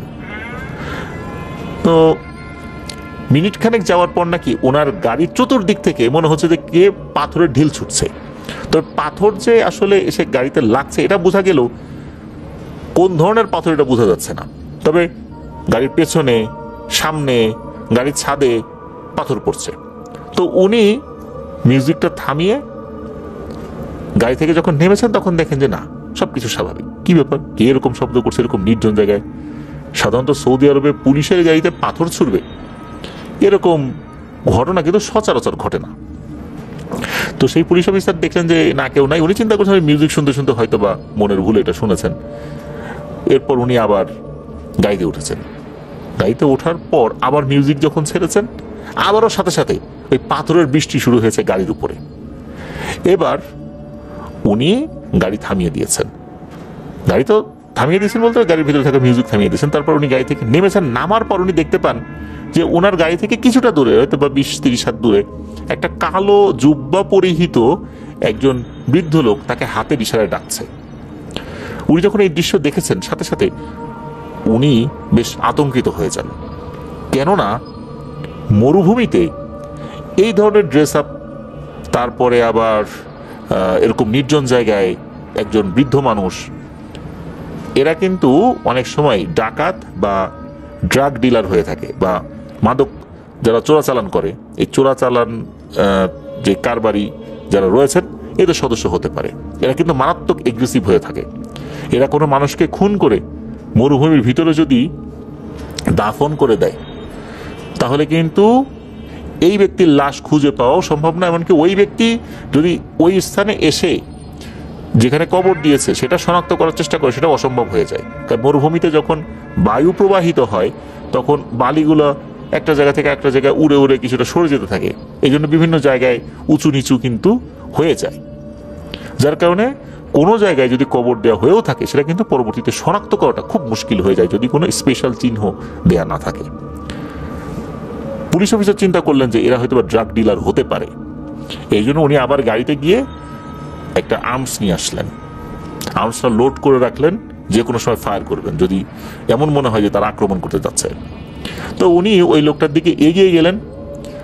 এগিয়ে যাওয়ার পর একটা অদ্ভুত দৃশ্য উনি দেখলেন যে উনি যতটুকু দূরত্ব মনে করেছিলেন যে ওই লোকটা রয়েছে তার থেকে মানে হয়তো বা 20 হাত, 25 হাত, 30 হাত, অতটুকু পথ আগানোর পর মনে হচ্ছে যে উনি সেম দূরত্বেই আবার পিছন দিকে সরে গেছেন। অথচ উনি কিন্তু হাঁটেন নাই, ওনার দিকে আবার আগানো শুরু করলেন। এরকম কয়েকবার হওয়ার পর উনি দেখলেন ওনার চতুর্দিকে ঠিক সেম ধরনের জামা কাপড় পরা, কালো জুব্বা পরিহিত অসংখ্য মানুষ বিভিন্ন বয়সের চতুর্দিক থেকে ঘিরে ধরেছে। তারা বেশ রাগান্বিত। তখন এদের মধ্যে থেকে যিনি বয়স্ক ব্যক্তিটা বলে উঠলেন যে তুমি এখানে কেন? তুমি এখানে আসছো ভালো কথা, তুমি উচ্চ স্বরে গান বাজিয়ে আমাদেরকে কেন বিরক্ত করছো? তুমি জানো আমরা কে? তখন পুলিশ অফিসার বুঝতে পারছেন যে এরা কে। তখন পুলিশ অফিসার বলছেন আমার ভুল হয়ে গেছে, আমি বুঝতে পারি না, এখানে তো আসলে আমাদের ক্যাম্প, এই জন্য আমি তো এখানে গাড়ির মধ্যে বসেছিলাম। তখন ওরা বলছে গাড়ির মধ্যে বসেছিল তাতে তো আমাদের কোনো সমস্যা নেই, তুমি কেন উচ্চস্বরে গান বাজাইলা? এই শব্দ বাইরে কেন চলে আসলো? এতে তো আমাদের সমস্যা হয়েছে। তখন পুলিশ অফিসার ক্ষমা চান যে আমার ভুল হয়ে গেছে, আমি বুঝতে পারি নাই, আমাকে ক্ষমা করে দেন। তখন নাকি ওই সর্দার বলেছিল যে তোমাকে ক্ষমা করলাম, জানে মেরে ফেলতে পারতাম কিন্তু মারলাম না, তবে তোমার কোনো একটা ক্ষতি হবে। আর এই কারণে ক্ষতি হবে যাতে করে তোমাকে দেখে অনেকে শিক্ষা নিতে পারে। যাও, এক্ষুনি এখান থেকে চলে যাও। পুলিশ অফিসার দৌড়ে তাড়াতাড়ি গাড়ির কাছে চলে আসেন এবং গাড়ি স্টার্ট করে অনেকটা দূরে চলে যান। পরের দিন মেইন যে থানা সেখানে গিয়ে এই বিষয়ে সিনিয়র অফিসারকে পুরো বিষয়টা খুলে বলেন এবং উনি বলেন যে এই ব্যাপার, এই ঘটনা ঘটেছে। তখন ওইখানে আর একজন তরুণ অফিসার, সে বেশ সাহসী, সে বলে ধুর এইগুলা কোনো বিষয় হলো নাকি, এগুলা কিছুই না, ওইখানে কোনো ড্রাগ ডিলাররা আসছে, ওগুলোকে আমি হ্যান্ডেল করবো স্যার, আপনি বিশ্রাম করেন, যেহেতু আপনি ভয় পেয়েছেন আপনি বিশ্রাম করেন কয়েকদিন, আপনার রিপ্লেস আমি ওইখানে যাব। এরপরে আসলে উনি ওই যে আগের অফিসার যিনি ভয় পেয়েছিলেন, উনি কয়েকদিন ছুটি চেয়েছিলেন, ওনার শরীরটা ভালো লাগছে না আর বেশ ভয়ও পেয়েছেন। তখন সিনিয়র অফিসার তাকে কয়েকদিনের ছুটি দেন, উনি বাড়িতে চলে যায়। বাড়িতে চলে যাওয়ার পরে নাকি ওনার পায়ে, এক পায়ে ফোড়ার মতো উঠতে থাকে এবং সেটা মাত্র কয়েকদিনের মধ্যে হাঁটু থেকে একদম উরু পর্যন্ত চলে আসে আর প্রচন্ড ধরে যায় কয়েকদিনের মধ্যে, মানে ট্রিটমেন্টের কোনো সুযোগই আসলে ওভাবে হচ্ছিল না। তো এই যে ব্যাপারটা, এই ব্যাপারটা যখন তার সাথে হয়, পরবর্তীতে চিকিৎসা করে দেখা যায় যে তার এই পা অকেজো হয়ে যাবে এবং যদি কোমর পর্যন্ত ধরে যায় তাহলে কিন্তু তার বেঁচে থাকাটাই কষ্ট হয়ে যাবে। এরপর তার উরু থেকে পাটা কেটে বাদ দিতে হয়েছিল। এটা তো গেল ওই অফিসারের সাথে ঘটনা। কিন্তু এই যে পরে পরে বলতে উনি যেদিন এসে থানায় রিপোর্ট করলেন যে এই ব্যাপার হয়েছে, আমি যেতে ভয় পাচ্ছি, তখন ওই যে তরুণ অফিসার যিনি গেলেন, ওই রাত্রে উনি যখন ডিউটিতে গিয়েছেন, গভীর রাতের একটা পর্যায় থেকে ওনার ওয়্যারলেস থেকে আর কোনো মেসেজ আসে না। তারা মানে কন্ট্রোল রুম থেকে তার সাথে যোগাযোগের চেষ্টা চলছে, কিন্তু উনি কোনো মেসেজ রিপ্লাই করেন না। ঘটনা কি?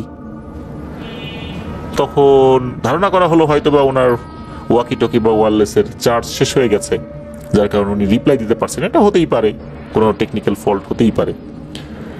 এরপর সকালবেলা যখন ওইখানে যাওয়া হয়, দেখা গেল ওনার গাড়ি সব ঠিকঠাক আছে, এভরিথিং ইজ ওকে, বাট উনি নেই। কোথায় গেল কোথায় গেল? তখন অন্যান্য পুলিশ সদস্যরা খোঁজাখুঁজি শুরু করলেন। খুব বেশি দূর যেতে হয়নি, আধা কিলোমিটারের মধ্যেই এক ভয়ঙ্কর দৃশ্য ওনারা দেখতে পান যে ওই অফিসারের কোমর থেকে মাথা পর্যন্ত উল্টো করে মরুভূমির মধ্যে গেড়ে রাখা, পা দুটো উপরের দিকে। এটা দেখার সাথে সাথে ওনারা তো দৌড়ে যান, তাকে টেনে বের করেন। উনি মারা গেছেন আরো বহু আগেই। ওনার ডেড বডি নিয়ে আসা হয়। এরপর পুলিশরা সিদ্ধান্ত নেন যে না, এখানে আর কোনো পুলিশ সদস্যকে ডিউটিতে পাঠানো যাবে না, একজন ভালো রাকিকে পাঠাতে হবে। তিনি গিয়ে এই সমস্যার সমাধান কিভাবে করা যায় এই বিষয়ে নেগোসিয়েশন করবেন। এরপর একজন ভালো রাকিকে ওনারা পাঠান। সৌদি আরবে তো অধিকাংশ লোকই ড্রাইভিং জানে, তো সেই রাকি নিজেই গাড়ি ড্রাইভ করে রাতের বেলা ঠিক ওই জায়গাতে, যেই জায়গাতে এই দুই পুলিশ অফিসারের সাথে এই ঘটনা ঘটেছিল, ওই জায়গাতেই বসে আছেন, চুপচাপ গাড়িতে বসে আছেন আর উনি জিকির রোজগার করছেন। গভীর রাত্রে হঠাৎ করে দেখেন যে ওনার গাড়ির সামনে কালো জুব্বা পরিহিত একজন ব্যক্তি, বেশ বয়স্ক একজন ব্যক্তি, হাতের ইশারা করে সালাম দিচ্ছে, হাত উঁচু করে। তো উনি গাড়ির ভিতর থেকেই সালামের উত্তর নিয়ে, মানে হাত উঁচু করে সালামের উত্তর নিয়ে গাড়ি থেকে নামেন। এরপর কাছে যান, কাছে যাওয়ার পর আবার জোরে সালাম দেন। তো উনি উত্তর নেন। উত্তর নেওয়ার পর বলেন যে আপনি এখানে এত রাত্রে কি করেন? মানে ওই যে যিনি রাকি, উনি বলছেন যে আপনি এত রাত্রে কি করেন, এই জায়গাটা তো ভালো না, আমাদের দুইজন অফিসার ওনারা ভয় পেয়েছেন, একজন তো মারাই গেছেন, আর একজনের শারীরিক অবস্থা ভালো না, আপনি গভীর রাত্রে এখানে কি করেন? এখানে তো জিনঘটিত বিষয়ের ভয় আছে। তখন ওই কালো জুব্বা পরিহিত ব্যক্তি বলেন যে আসলে আপনি যেই ভয়ের কথা বলছেন এগুলো আমাদের কারণেই হচ্ছে, আমরা মানুষ না, আমরা জিন, আমাদেরকে দেখে আপনি মানুষ মনে করছেন, কারণ ওই বেশেই আপনাদের সামনে এসেছি। তখন ওই রাকি বলেন যে আপনাকে দেখে তো ভালো জিনই মনে হচ্ছে, তাহলে আমাদের দুইজন অফিসারের সাথে এমন ঘটনা কেন ঘটালেন? একজনকে কেন মেরে ফেললেন?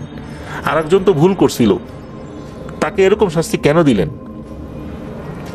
তিনি অসুস্থ হয়ে আছেন। যখন কিন্তু কথা হচ্ছে তখনও কিন্তু তার পা কাটে নাই, তখন পায়ে ফোড়া হয়েছে আর কি।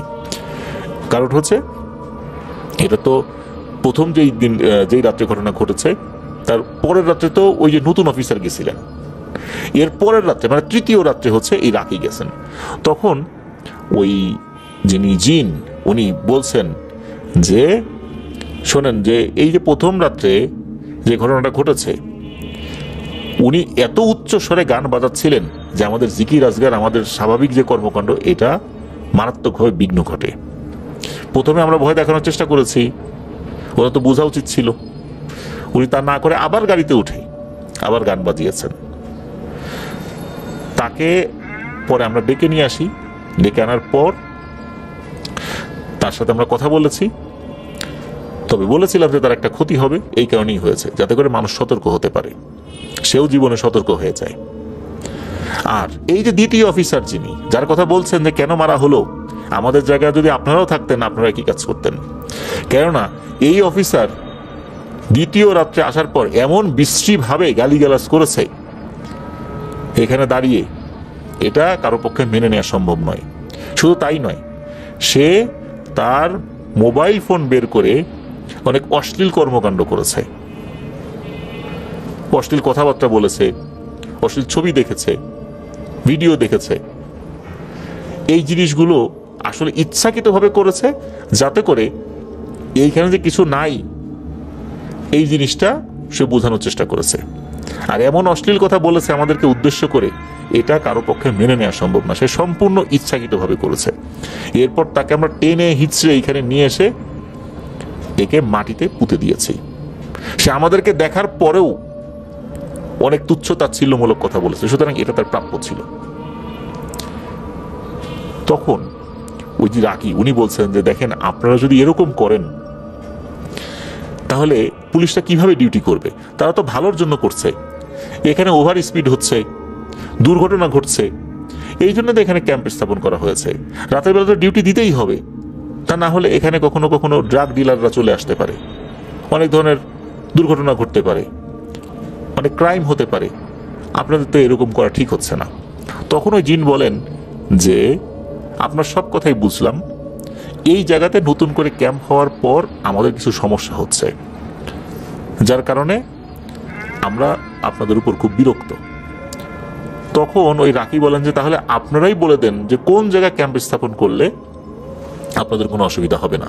তখন নাকি ওই জিন হাতের ইশারা করে প্রায় আধা কিলোমিটার বা 1 কিলোমিটার দূরত্বে, মানে ওইখান থেকে আধা বা 1 কিলোমিটার দূরত্বে একটা জায়গা দেখিয়ে দেন যে আপনারা ঠিক ওই জায়গাতে ক্যাম্প স্থাপন করেন, ওখানে করলে আমাদের কোনো সমস্যা হবে না, আর ওখানে অন্য কোনো জিনেদের আবাসও নাই, ওই জায়গাটা ফাঁকা আছে, আপনারা ওখানে করলে আমরা কোনো ধরনের কোনো আপত্তি করব না। তবে শর্ত একটাই, ওখানে ক্যাম্প স্থাপন করার পর দিন হোক রাতে হোক উচ্চস্বরে আপনারা গান বাজনা করবেন না, মোবাইল ফোনে বা অন্য কোনো ডিভাইসে গান বাজনা বাজাবেন না। তখন রাকি ওনাকে বলেন যে এই প্রস্তাবনাটা তো আসলে রাখা না রাখা এটা হচ্ছে ঊর্ধ্বতন কর্তৃপক্ষের বিষয়। উনি বলেন যে আপনাদের এই বিষয়টা অবশ্যই আমি জানাবো এবং আশা করছি তারা একটা ভালো পদক্ষেপ নেবেন। এরপরে সালাম বিনিময় করে রাকি ওখান থেকে চলে আসেন এবং ঊর্ধ্বতন কর্তৃপক্ষকে বিষয়টা জানালে তারা ওখান থেকে ক্যাম্পটা সরিয়ে সামনে নিয়ে যান। তো এই যে ব্যাপারটা, এই যে মেইন ব্যাপারটা কিন্তু এই যে জাবের ভাই, হৃদয় ভাই, সোহাগ ভাই, ওনারা কিন্তু একজন পুলিশ অফিসারের কাছ থেকে শুনেছিলেন যে ওই জায়গার সমস্যাটা কি। পুলিশ অফিসার এই কারণে অবাক হয়েছিলেন যে ওখানে তাদের 2 জন অফিসার বিপদে পড়েছে, একজনের পা কেটে বাদ দিতে হয়েছে, যদিও বা তিনি এখন সুস্থ আছেন, বেঁচে আছেন, আর আরেকজন তো মারাই গিয়েছে। তো ঘটনাটি শুরু করার আগে এই যে জায়গাটা, মূলত যেই জায়গা কেন্দ্রিক ঘটনা, এটার বর্ণনাটা না দিলে লিসেনারদের বুঝতে অসুবিধা হবে, কারণ পরপর বেশ কিছু ঘটনার সাথে এই জায়গার বর্ণনার একটা বেশ ভালো মিল রয়েছে। তো মিকাইল আহমেদ ভাইয়ের নানা বাড়ি, যেখানে মূলত ঘটনাগুলো ঘটেছিল, তো ওনার নানা বাড়ির যে বর্ণনাটা সেটা দেই। ওনার নানা বাড়ি যশোর জেলার কোতোয়ালি থানার বাঘারপাড়া ইউনিয়নের তারাগঞ্জ নামক গ্রামে। তো ওনার নানার বাড়ি তারাগঞ্জ বাজার থেকে বাম দিকে একটা ইটের রাস্তা চলে গেছে, এই রাস্তা দিয়ে হেঁটে গেলে হিন্দু পাড়া রয়েছে বা হিন্দু মহল্লা রয়েছে, এই পাড়াটা পার হয়ে গেলে একটা বাগান রয়েছে, বাগান থেকে কিছুটা এগিয়ে গেলে ওনার নানা বাড়ি, নিজস্ব বাড়ি তাদের। তখন মাটির ঘর ছিল, ঘরের উপর দিয়ে পোড়া মাটির টাইলস বা টালি বলা হতো যেগুলো, এইগুলো দেয়া হতো। ঘরের পরিবেশটা খুব ঠান্ডা থাকতো। তো ওই সময় অধিকাংশ মানুষই ঘরগুলোতে এই ধরনের টালিগুলো ইউজ করত। তো ওই ঘরের উত্তর পাশে বেশ বড়সড় একটা লিচু গাছ রয়েছে। তো লিচু গাছ থেকে 20 ফুট দূরত্বে নানাদের পারিবারিক কবরস্থান, আর এই কবরস্থানের পাশেই ছোটখাটো একটা পুকুরও রয়েছে। আর এত কিছু বলছি, কারণ হচ্ছে ঘটনাগুলোর সাথে এই জায়গাগুলোর একটা যোগসূত্র রয়েছে। এবার চলুন মূল ঘটনায় চলে যাই।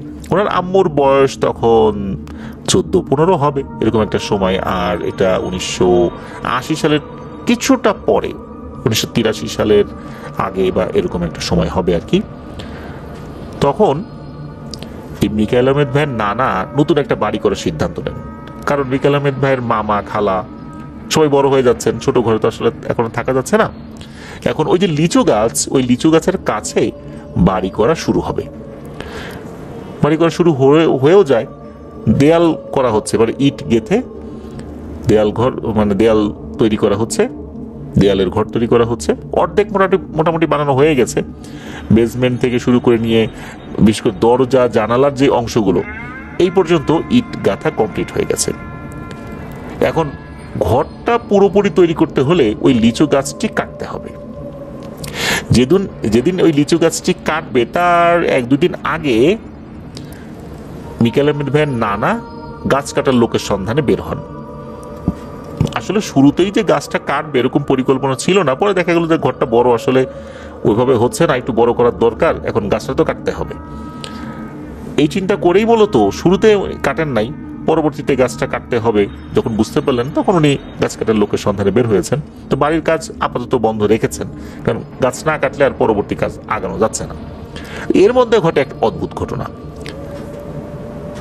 মিকাইল আহমেদ ভাইয়ের মায়ের যে বড় ফুপু আর কি, কারণ ঘটনাটা তো আসলে ওনার মা বলছেন, তো মায়ের বড় ফুপু ওনাদের বাড়িতে বেড়াতে আসছেন। তো ওনার মায়ের বড় ফুপু একজন ধার্মিক এবং প্র্যাকটিসিং মুসলিম একজন নারী ছিলেন। উনি যেদিন বেড়াতে এসেছেন, তো ওই দিন মাগরিবের সালাত আদায় করে যখন উনি দুই পাশে সালাম ফিরিয়েছেন, তখন উনি দেখেন যে একজন বয়স্ক মুরব্বী, মাথায় টুপি রয়েছে, শরীরে সাদা পাঞ্জাবি, ওরকম জুব্বা না, আমরা এক ধরনের দুপাশে ফাড়া পাঞ্জাবি যেটা আমরা বলি আর কি, তো এরকম পাঞ্জাবি পরা স্বাভাবিক আকৃতির একজন মানুষ, তবে মুখে লম্বা সাদা দাড়ি রয়েছে। ফুপুকে হঠাৎ করে বলছে, সামনে এসে বলছে যে দেখ তোর ভাই তো এখানে বাড়ি করতেছে, ভালো কথা, বাড়ি তো করবেই, এটা নিয়ে আমাদের কোনো আপত্তি নাই, ছেলেপেলে বড় হচ্ছে, বাড়ি তো করতেই হবে, কিন্তু এই লিচু গাছটা যেন না কাটে। আমরা পরিবার সহ এই লিচু গাছে অনেকদিন ধরে বসবাস করে আসছি, এখন বাড়ি যদি বানাতেই হয় তাহলে এই লিচু গাছের নিচে 7টা টাকার কলস রয়েছে, এই টাকা তুলে আমাদের জন্য সুন্দর করে একটা বাড়ি তৈরি করে দিতে বলবি আলাদা করে, ওখানে আমরা আসা যাওয়া করেও বসবাস করব, সেখানে তোরা থাকবি না, আর অবশিষ্ট যেই টাকা বেঁচে থাকবে সেই টাকা দিয়ে তোর ভাই অনেক বড় করে ঘর বাড়ি করুক, তাতে আমাদের কোনো আপত্তি নেই। যদি এই শর্তে রাজি থাকে তাহলে ঘর বানাবে, না হলে কিন্তু বানানো যাবে না। এই কথা বলে সঙ্গে সঙ্গে সেই মুরব্বী অবয়বটি চলে যায়। এইদিকে মিকাইল আহমেদ ভাইয়ের মায়ের ফুপু তো বেশ ভয় পেয়ে যান। উনি চিন্তা করছেন কি দেখলাম রে, ঠিক দেখলাম নাকি মনের ভুল দেখলাম, উনি এসব ভাবছেন। কিছুক্ষণ পর বাড়ির সবাইকে এই ঘটনা উনি বলেন। তখন হয় কি, এই মিকাইল ভাইয়ের মায়ের সেজো চাচা, তার বাড়ি তো পাশাপাশি ছিল, তো উনি মাগরিবের নামাজ শেষ করে এই বাড়িতে আসছেন, এমনিতেই আসছেন যে ঘর কতটুকু তৈরি করা হলো এটা দেখার জন্য আর কি। সেজো চাচা কিন্তু তখন পান খাচ্ছিলেন, ওনার গালের ভিতর তখন পান ছিল, পান চিবোচ্ছে, আর ফুপুর কাছ থেকে শুনছে যে কি ঘটনা আসলে হয়েছে। তো সেজো চাচা পান চিবাচ্ছেন এবং তুচ্ছ তাচ্ছিল্য করে বলতেছেন আর হাসাহাসি করতেছেন যে কি দেখছিস এগুলা, এসব ভুয়া মিথ্যা কথা, ভুলভাল বলতেছিস পাগলের মতো, এরকম হয় নাকি, ও আমার বিশ্বাস হয় না। এই সমস্ত কথা যখন উনি বলেছেন সাথে সাথে ঘটে এক ভয়ঙ্কর ঘটনা। হঠাৎ করে এই সেজো চাচার নিঃশ্বাস বন্ধ হয়ে যেতে থাকে, উনি কাশছেন। ওই যে কাশছেন এই কারণে, উনি তো মুখের মধ্যে পান রেখে দিয়েছিলেন, ওই পান গলায় আটকে যায়, নিঃশ্বাস বন্ধ হতে থাকে, চোখগুলো বড় বড় হয়ে যায়। তখন সবাই বুঝতে পারেন যে কোন এক অদৃশ্য শক্তি মিকাইল ভাইয়ের মায়ের সেজো চাচার গলা চেপে ধরেছে। উপস্থিত সবাই তো চাচার মাথায় পানি ঢালতে থাকে, দোয়াদুল পরে ফু দিতে থাকে। কিছুক্ষণ পর ওনার অবস্থা স্বাভাবিক হয়। তখন মিকাইল ভাইয়ের মায়ের সেজো চাচা উনি বলেন যে আমি বিশ্বাস করছি রে, ঘটনা কি, আমার আর কিছু বলতে হবে না, আসলে ঘটনা সত্য। এখন মিকাইল ভাইয়ের নানা যখন উনি এই বিষয়টা পুরোপুরি শুনলেন, তখন উনি বলেন যে, না রে বাপু, আমি লিচু গাছও কাটবো না, আমি লিচু গাছের নিচ থেকে ওই 7টা টাকার কলসও উঠাবো না, আমি বাড়িও করবো না, এখানে এই বাড়ি আমি ভেঙে ফেলবো। পরের দিনে উনি মিস্ত্রি লাগিয়ে ওই ইটগুলো খুলে ফেলানোর কাজ শুরু করেন, অর্থাৎ বাড়িটা ওখান থেকে সরিয়ে নেওয়ার প্রক্রিয়া শুরু করেন, এবং সেটা করাও হয়। এই ঘটনার পরে ওই লিচু গাছের পাতা পর্যন্ত ঝাড়ু দিয়ে কেউ চুলায় দিত না।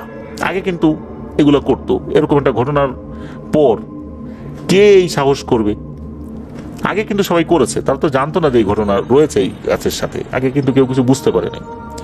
এমনকি লিচু গাছের যে শুকনো ডালগুলো ভেঙে পড়তো বা বিভিন্ন ডালগুলো এক পাশে থাকতো, তারপরে বড় বাঁশের কোনো কোটা দিয়ে সেটা নিচে নামানো হতো, ভেঙে ফেলা হতো, সেগুলো খড়ি হিসাবে বা জ্বালানি হিসাবে ব্যবহৃত হতো। এই কাজটাও তারা বন্ধ করে দেন ভয়ে। এক রাত্রে নানা ঘুমের মধ্যে স্বপ্ন দেখেন যে একটা অবয়ব, সেই অবয়বটা একজন বয়স্ক ভদ্রলোক, পাঞ্জাবি পরা, মাথায় টুপি আছে, দাড়িওয়ালা। উনি এসে বলছেন যে, তোরা তো নিজেরাও ঘর করলি না, গাছটাও কাটলি না, বলেছিলাম যে গাছ কাটলে নিচে টাকার কলসে সেগুলো উঠাবি, আমাদের জন্য ঘর করে দিবি, নিজেরা ঘর করবি, সেটাও করলি না। কাজটা কি হচ্ছে, তোরা ভয়ে এই গাছের নিচে পরিষ্কার পরিচ্ছন্ন করিস না। আগে তো পাতাগুলো ঝাড়ু দিয়ে জ্বালানি হিসাবে ব্যবহার করতি, সেটাও তো করিস না ভয়ে। ডালগুলো আগে তোরা পরিষ্কার পরিচ্ছন্ন রাখতি, শুকনো ডালগুলো তোরা পেরে ফেলতি। এখন দেখ এই গাছটার কি অবস্থা। আগে তোরা লিচু খেতি, এখন ভয়ে সেই লিচু খাওয়াও বন্ধ করে দিছিস। তোরা তো একটু পরিষ্কার পরিচ্ছন্ন রাখতে পারিস, আমরা কি আগে কখনো তোদেরকে ভয় দেখাইছি? একটা বিশেষ অবস্থার প্রেক্ষিতে আমরা তোদেরকে বিষয়টা জানাইছি। এখন কি অবস্থা করে রাখছিস এই গাছটার? তোরা স্বাভাবিকভাবে গাছটা ব্যবহার কর, পাতা ঝাড়ু দে, চুলায় জ্বালা, শুকনো ডালগুলো তোরা ব্যবহার কর, লিচু খা, লিচু গাছটার যত্ন কর। গাছটার এই অবস্থায় তো আমাদেরও কষ্ট হচ্ছে, আমরা তো এখন গাছটা পরিষ্কার পরিচ্ছন্ন রাখতে পারতেছি না, এটা তো তোদের দায়িত্ব, তোরা এই কাজটা কর, তা নাহলে আমাদের তো কষ্ট হয়। আর যে আচরণটা তোরা করছিস, গাছ কাটিস নাই, মাটির কলসটাও তুলিস নাই, আর ঘরটাও ভেঙে তোরা সরাই নিছিস, আমরা তোদের উপর খুব খুশি। এটা নিয়ে আমাদের কোনো আপত্তি নাই, তোরা ইচ্ছা মতো গাছটা ব্যবহার কর। এই স্বপ্ন দেখার পর নানা তো পরিবারের সবার সাথে যখন এটা শেয়ার করেছেন, আবার শুরু হয়ে যায় সেই লিচু গাছটার ব্যবহার। ঠিকঠাক মতো আবার সেই পাতা ঝাড়ু দেওয়া, আগে ঠিক যেভাবে হতো, লিচু গাছটা থেকে লিচু সংগ্রহ করা, শুকনো ডাল সংগ্রহ করা, সবকিছুই কিন্তু আবার শুরু হয়ে যায়।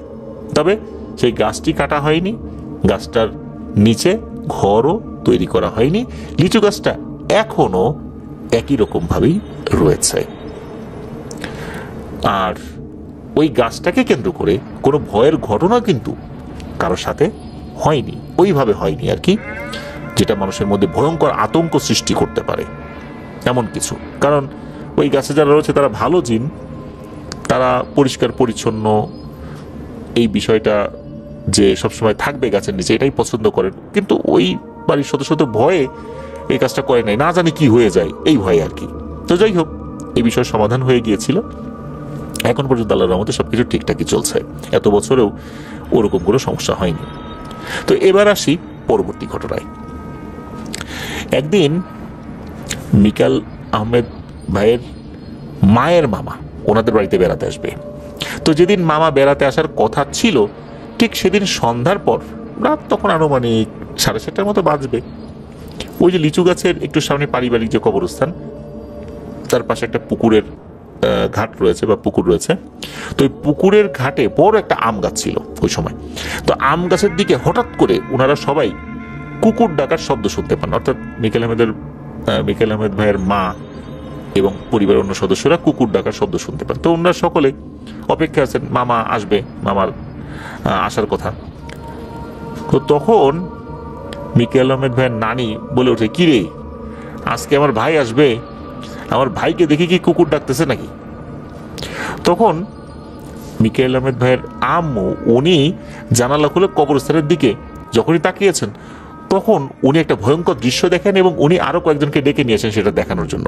ওনারা দেখেন কবরস্থানের পাশে থাকা যে পুকুর, ওই পুকুরের পাশে যে আম গাছ, ওই আম গাছের উপরে ফুটবলের মতো বড় একটা আগুনের গোলা জল করছে। মূলত ওই আলোকে ঘিরে 2 থেকে 3টা কুকুর ঘেউ ঘেউ করে ডাকাডাকি করছে। ওরা সবাই তো বেশ ভয় পেয়ে যান। ওনাদের বাড়ি থেকে কিছুটা এগোলে একটা বাড়ি রয়েছে, সেখানে মনু মিয়া নামে একজন ব্যক্তি থাকতেন।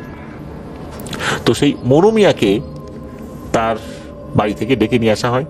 আশেপাশের আরো বেশ কিছু লোকজন চলে আসে চিৎকার চেঁচামেচি শুনে। সবাই এসে ওই আগুনের গোলাটা দেখে, দূর থেকে দেখছে, কাছে যায় নাই কেউ। তো এরকম অনেকক্ষণ থাকার পর আস্তে আস্তে ওই আগুনের গোলাটা মিলিয়ে যায়, অন্ধকারে একদম হারিয়ে যায়। কুকুরের ডাকও থেমে যায়। কুকুরগুলো কিন্তু ক্রমাগত ডেকেই যাচ্ছে সমানে। এর কিছু সময় পর মামা এসে বাড়িতে পৌঁছেছেন ওই একই রাস্তা দিয়ে। উনি তো কিছু আর দেখেন নাই। কিছুক্ষণ আগে কি ঘটেছিল সবাই তো মামাকে বলেছেন, অর্থাৎ মিকেল ভাইয়ের মায়ের মামা আর কি, তাকে বলেছেন। তো মামা বলছেন ওটা কোনো সমস্যা না রে, মাঝে মাঝে জিনেরা গাছের উপর বসে এইভাবে সভা সমাবেশ করে, তোরা কেউ কাছে যাস নাই, ওদেরকে বিরক্ত করিস নাই, ভালো কাজ করছিস। তো পরের দিন সকালবেলা সবাই মিলে সেই গাছের কাছে গিয়েছিলেন, ওই বাড়ির সদস্যরা আর কি। চিন্তা করছে এরকম একটা আগুনের গোলা জ্বলছিল, গাছের কোনো পাতা টাতা পুড়ে গেছে কিনা। আশ্চর্যের বিষয়, ওই গাছের কোনো পাতাই কিন্তু পড়ে নাই। তবে ওই জায়গায় যে একটা রাস্তা ছিল, ছোট একটা চিকন রাস্তা, আসা যাওয়ার রাস্তা, ওই আসা যাওয়ার রাস্তাটা অনেকটাই বন্ধ হয়ে গিয়েছিল। এই কারণে লোকজন আসা যাওয়াটা অনেকটাই কমিয়ে দিয়েছিল, একরকম বন্ধই হয়ে গিয়েছিল বলতে হবে। তো চলুন এবার আসি পরবর্তী ঘটনায়। আমরা যে তারাগঞ্জ নামক যে গ্রামের কথা বলেছিলাম, এই তারাগঞ্জ যে গ্রাম, তো এখানে তো ওনার নানা বাড়ি, মিকেল ভাইয়ের নানা বাড়ি আর কি। এই যে নানা বাড়ি, সেখানে তো মিকেল ভাইয়ের মামারা তো আছেন।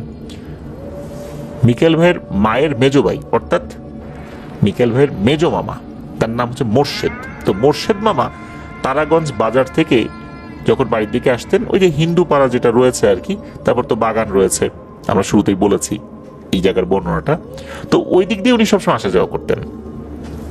বিভিন্ন সময় বিভিন্নভাবে উনি বিভিন্ন জিনিস দেখেছেন। আর ওই যে হিন্দুপাড়া পার হয়ে যে বাগানটা, ওই বাগানের কাছে যখন আসতেন এই মোর্শেদ মামা, তখন নাকি মামার পিছু পিছু কখনো কালো বিড়াল, কখনো কালো কুকুর হাঁটতে হাঁটতে বাড়ি পর্যন্ত আসতো। তো মোর্শেদ মামা অত্যন্ত সাহসী একজন মানুষ ছিলেন, উনি সহজে ভয় পেতেন না। তো বাড়ির কাছাকাছি যখন মোর্শেদ মামা উনি আসতেন, তখন উনি বলতেন যে এই যা যা, এখন তোরা চলে যা, আর আসিস না, বাসায় চলে আসছি, যা চলে যা। তখন এরা নাকি চলে যেত। মোর্শেদ মামার সাথে নাকি ভালো দুটো জিন থাকতো সবসময়, রাতের বেলা তাকে পাহারা দিয়ে বাড়ি পর্যন্ত এগিয়ে দিত। মামা যখন বলতেন যে তোরা চলে যায়, এরা নাকি চলে যেত। আর এরা কালো বিড়াল এবং কালো কুকুর রূপে মামাকে পাহারা দিয়ে বাড়ি পর্যন্ত নিয়ে আসতো। কখনোই মামাকে কোনো ধরনের ভয় ভীতি দেখায় নাই, ক্ষতিও করে নাই। আর এই কারণেই মামা রাত বিয়েতে সাহসের সাথে আল্লাহর রহমতে চলাফেরা করতে পারতেন। কিন্তু একদিন ঘটলো ভয়ঙ্কর একটি ঘটনা। অন্যান্য রাতের মতোই একই রকম ভাবে ওই রাত্রে তারাগঞ্জ বাজার থেকে মোর্শেদ মামা বাড়ির দিকে আসছিলেন। সেদিন অবশ্য রাতটা একটু বেশি হয়ে গিয়েছিল। ওই সময়ে বিশেষ করে একটা পুজোর সময় ছিল। তো যখন ওই হিন্দুপাড়া পার হয়ে ওই বাগানের কাছে উনি এসেছেন, তখনই ঘটে ভয়ঙ্কর এক ঘটনা। তো মামা যখন বাগানের ভিতরে প্রবেশ করেছে, কিছুক্ষণ পর মামার কাছে মনে হলো ঠান্ডা একটি শীতল বাতাস ওনার গায়ে এসে লেগেছে, কিন্তু সময়টা শীতকাল না। আর তখনই মামার শরীরটা ভার হয়ে যায়, মামার একটু ভয় ভয় লাগতে থাকে। উনি চিন্তা করেন যে কখনো তো এরকম মনে হয় না, আর ওই যে জিন দুটো কুকুর বিড়াল রূপে আসে, ওরা আসলেও তো কখনো এরকম মনে হয় না, হঠাৎ এমনটা মনে হচ্ছে কেন। তো তারপর উনি হাঁটাহাঁটি করছেন, মানে বাড়ির দিকে হেঁটে যাচ্ছেন।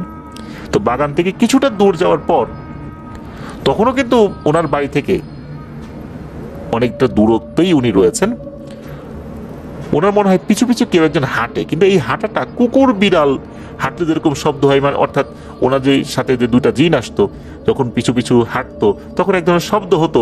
উনি দেখতেন পিছন দিকে তাকিয়ে যে ওরা আছে, কিন্তু এরকম শব্দ না, মনে হচ্ছে কোনো ভারী দেহের কোনো মানুষ শুকনো পাতার উপর হাঁটলে যেরকম মরমর মরমর শব্দ হয় ওরকম শব্দ হচ্ছে। তো মোর্শেদ মামা চিন্তা করলেন যে আজকে কি ওই জিন দুটো অন্য রূপে আসছে নাকি। এই চিন্তা করে পেছন দিকে তাকিয়েছেন যে আসলে কি কি আসছে পিছু পিছু, নাকি কোনো মানুষ। আসলে মোর্শেদ মামার ভাবনাটা সম্পূর্ণই ছিল ভুল। মোর্শেদ মামা পেছন দিকে তাকিয়ে দেখতে পেলেন ভয়ঙ্কর একটা জিনিস, যা দেখার জন্য মোর্শেদ মামা কখনোই প্রস্তুত ছিলেন না। উনি কল্পনাও করতে পারেন না যে এমন কিছু উনি দেখতে পারবেন। উনি দেখতে পেলেন ভয়ঙ্কর একটা অবয়ব, যার হাত 4টা কি 5টা হবে, আর জিহ্বাটা লাল টকটকে অনেকখানি বের হয়ে এসেছে, লক লক করছে, আর চোখ দুটো ভয়ঙ্কর ভাবে জ্বলছে, আর অদ্ভুত রকমের শব্দ করছে মামার দিকে তাকিয়ে। উনি এর আগে এই ধরনের ঘটনা কখনোই দেখেননি। আর ওই সময় ঘটে আর একটা ঘটনা, ওই যে কুকুর এবং বিড়াল রূপী দুটো জিন মোর্শেদ মামাকে সবসময় পাহারা দিয়ে নিয়ে আসতো, এই অবয়বটার উপরে হঠাৎ করে কোত্থেকে এসে কুকুর এবং বিড়ালটা ঝাঁপিয়ে পড়ে। আর ঝাঁপিয়ে পড়েই এই কুকুর এবং বিড়ালটা যেই আকারে ছিল এই আকার থেকে আরো অনেক বড় হয়ে যায়। আর ওই অবয়বটার পর যখন ঝাঁপিয়ে পড়েছে তুমুল সংঘর্ষ শুরু হয়ে যায়। বিশাল আকৃতির কুকুর, বিশাল আকৃতির বিড়াল আর ওই অবয়বটা, এই ত্রিমুখী সংঘর্ষ শুরু হয়ে গেছে। মোর্শেদ মামা দ্রুত এক দৌড় দিয়ে বাড়িতে এসে পৌঁছান, আর বাড়িতে এসে উঠোনের উপর মুখ থুবড়ে পড়ে যান। এরপর ডাকাডাকি করতে থাকেন, সবাই চলে আসে। কি হয়েছে কি হয়েছে, সবাই বুঝতে পারে যে মামার ভীতিকর চেহারা দেখেই যে ভয়ঙ্কর কিছু একটা হয়েছে। তখন সবাই বলে যে এরে মোর্শেদ, তুই তো ভয় পাওয়ার লোক না, কি হয়েছে বলতো। তখন মোর্শেদ মামা আস্তে আস্তে সব ঘটনা খুলে বলতে থাকে। গ্রামের নিয়ম অনুযায়ী, গ্রামের যে সংস্কৃতি সেই অনুযায়ী লোহার দা আগুনে গরম করে লবণ পানিতে সেক দিয়ে সেই পানি খাওয়ানো হয়। সকালে স্থানীয় মসজিদের ইমাম সাহেবকে দিয়ে মোর্শেদ মামাকে ঝাড়ফুঁক করানো হয়, ভালো মতো রুকিয়া করে দেওয়া হয়, বেশ কিছু আমল দিয়ে দেওয়া হয়।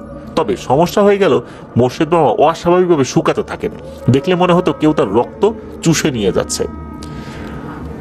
এক পর্যায়ে অনেক ভালো কবিরাজি ট্রিটমেন্টের মাধ্যমে, ভালো রুকিয়ার মাধ্যমে আল্লাহর রহমতে মোর্শেদ মামা সুস্থ হয়েছিলেন আলহামদুলিল্লাহ। তো এরপরে অবশ্য মোর্শেদ মামা ওই হিন্দুপাড়া হয়ে যে বাগানটা, ওই বাগান দিয়ে উনি আসা যাওয়া করতেন না, অন্য দিক দিয়ে আসা যাওয়া করতেন। উনি কখনোই রাতের বেলা আর ওই রাস্তা ব্যবহার করেন নাই। উনি পরবর্তীতে বিয়ে শাদী করেছিলেন। উনি তারাগঞ্জ যে গ্রাম সেখানকার মেম্বার হয়েছিলেন পরপর 2বার। মোর্শেদ মামাকে এখনো সবাই এক নামেই চেনে, তারাগঞ্জ গ্রামের যারা বাসিন্দা রয়েছেন বা আশেপাশে যারা রয়েছেন। 2018 সালে এক দুরারোগ্য ব্যাধিতে আক্রান্ত হয়ে মোর্শেদ মামা ইন্তেকাল করেন। ইন্না লিল্লাহি ওয়া ইন্না ইলাইহি রাজিউন। মিকেল ভাই মামার জন্য দোয়া চেয়েছেন, আমরা তার জন্য দোয়া করি, আল্লাহ তাআলা তার ভুল ত্রুটি ক্ষমা করে জান্নাতুল ফেরদৌসের মেহমান হিসাবে কবুল করুন। প্রিয় লিসেনার্স, দেখুন ওই যে দুটো জিন, ওরা তৎক্ষণাৎ আক্রমণ করেছিল ওই ভয়ঙ্কর অবয়বটার উপরে। তা না হলে মোর্শেদ মামার বড় ধরনের কোন একটা ক্ষতি করে ফেলতো। এবার চলুন আমরা পরবর্তী ঘটনায় যাই। এখন যে ঘটনাটি শেয়ার করবো, এই ঘটনাটি ঘটে মোর্শেদ মামার মায়ের বড় ভাবির সাথে, অর্থাৎ মিকাইল ভাইয়ের মায়ের বড় ভাবি, অর্থাৎ মিকাইল ভাইয়ের বড় মামির সাথে।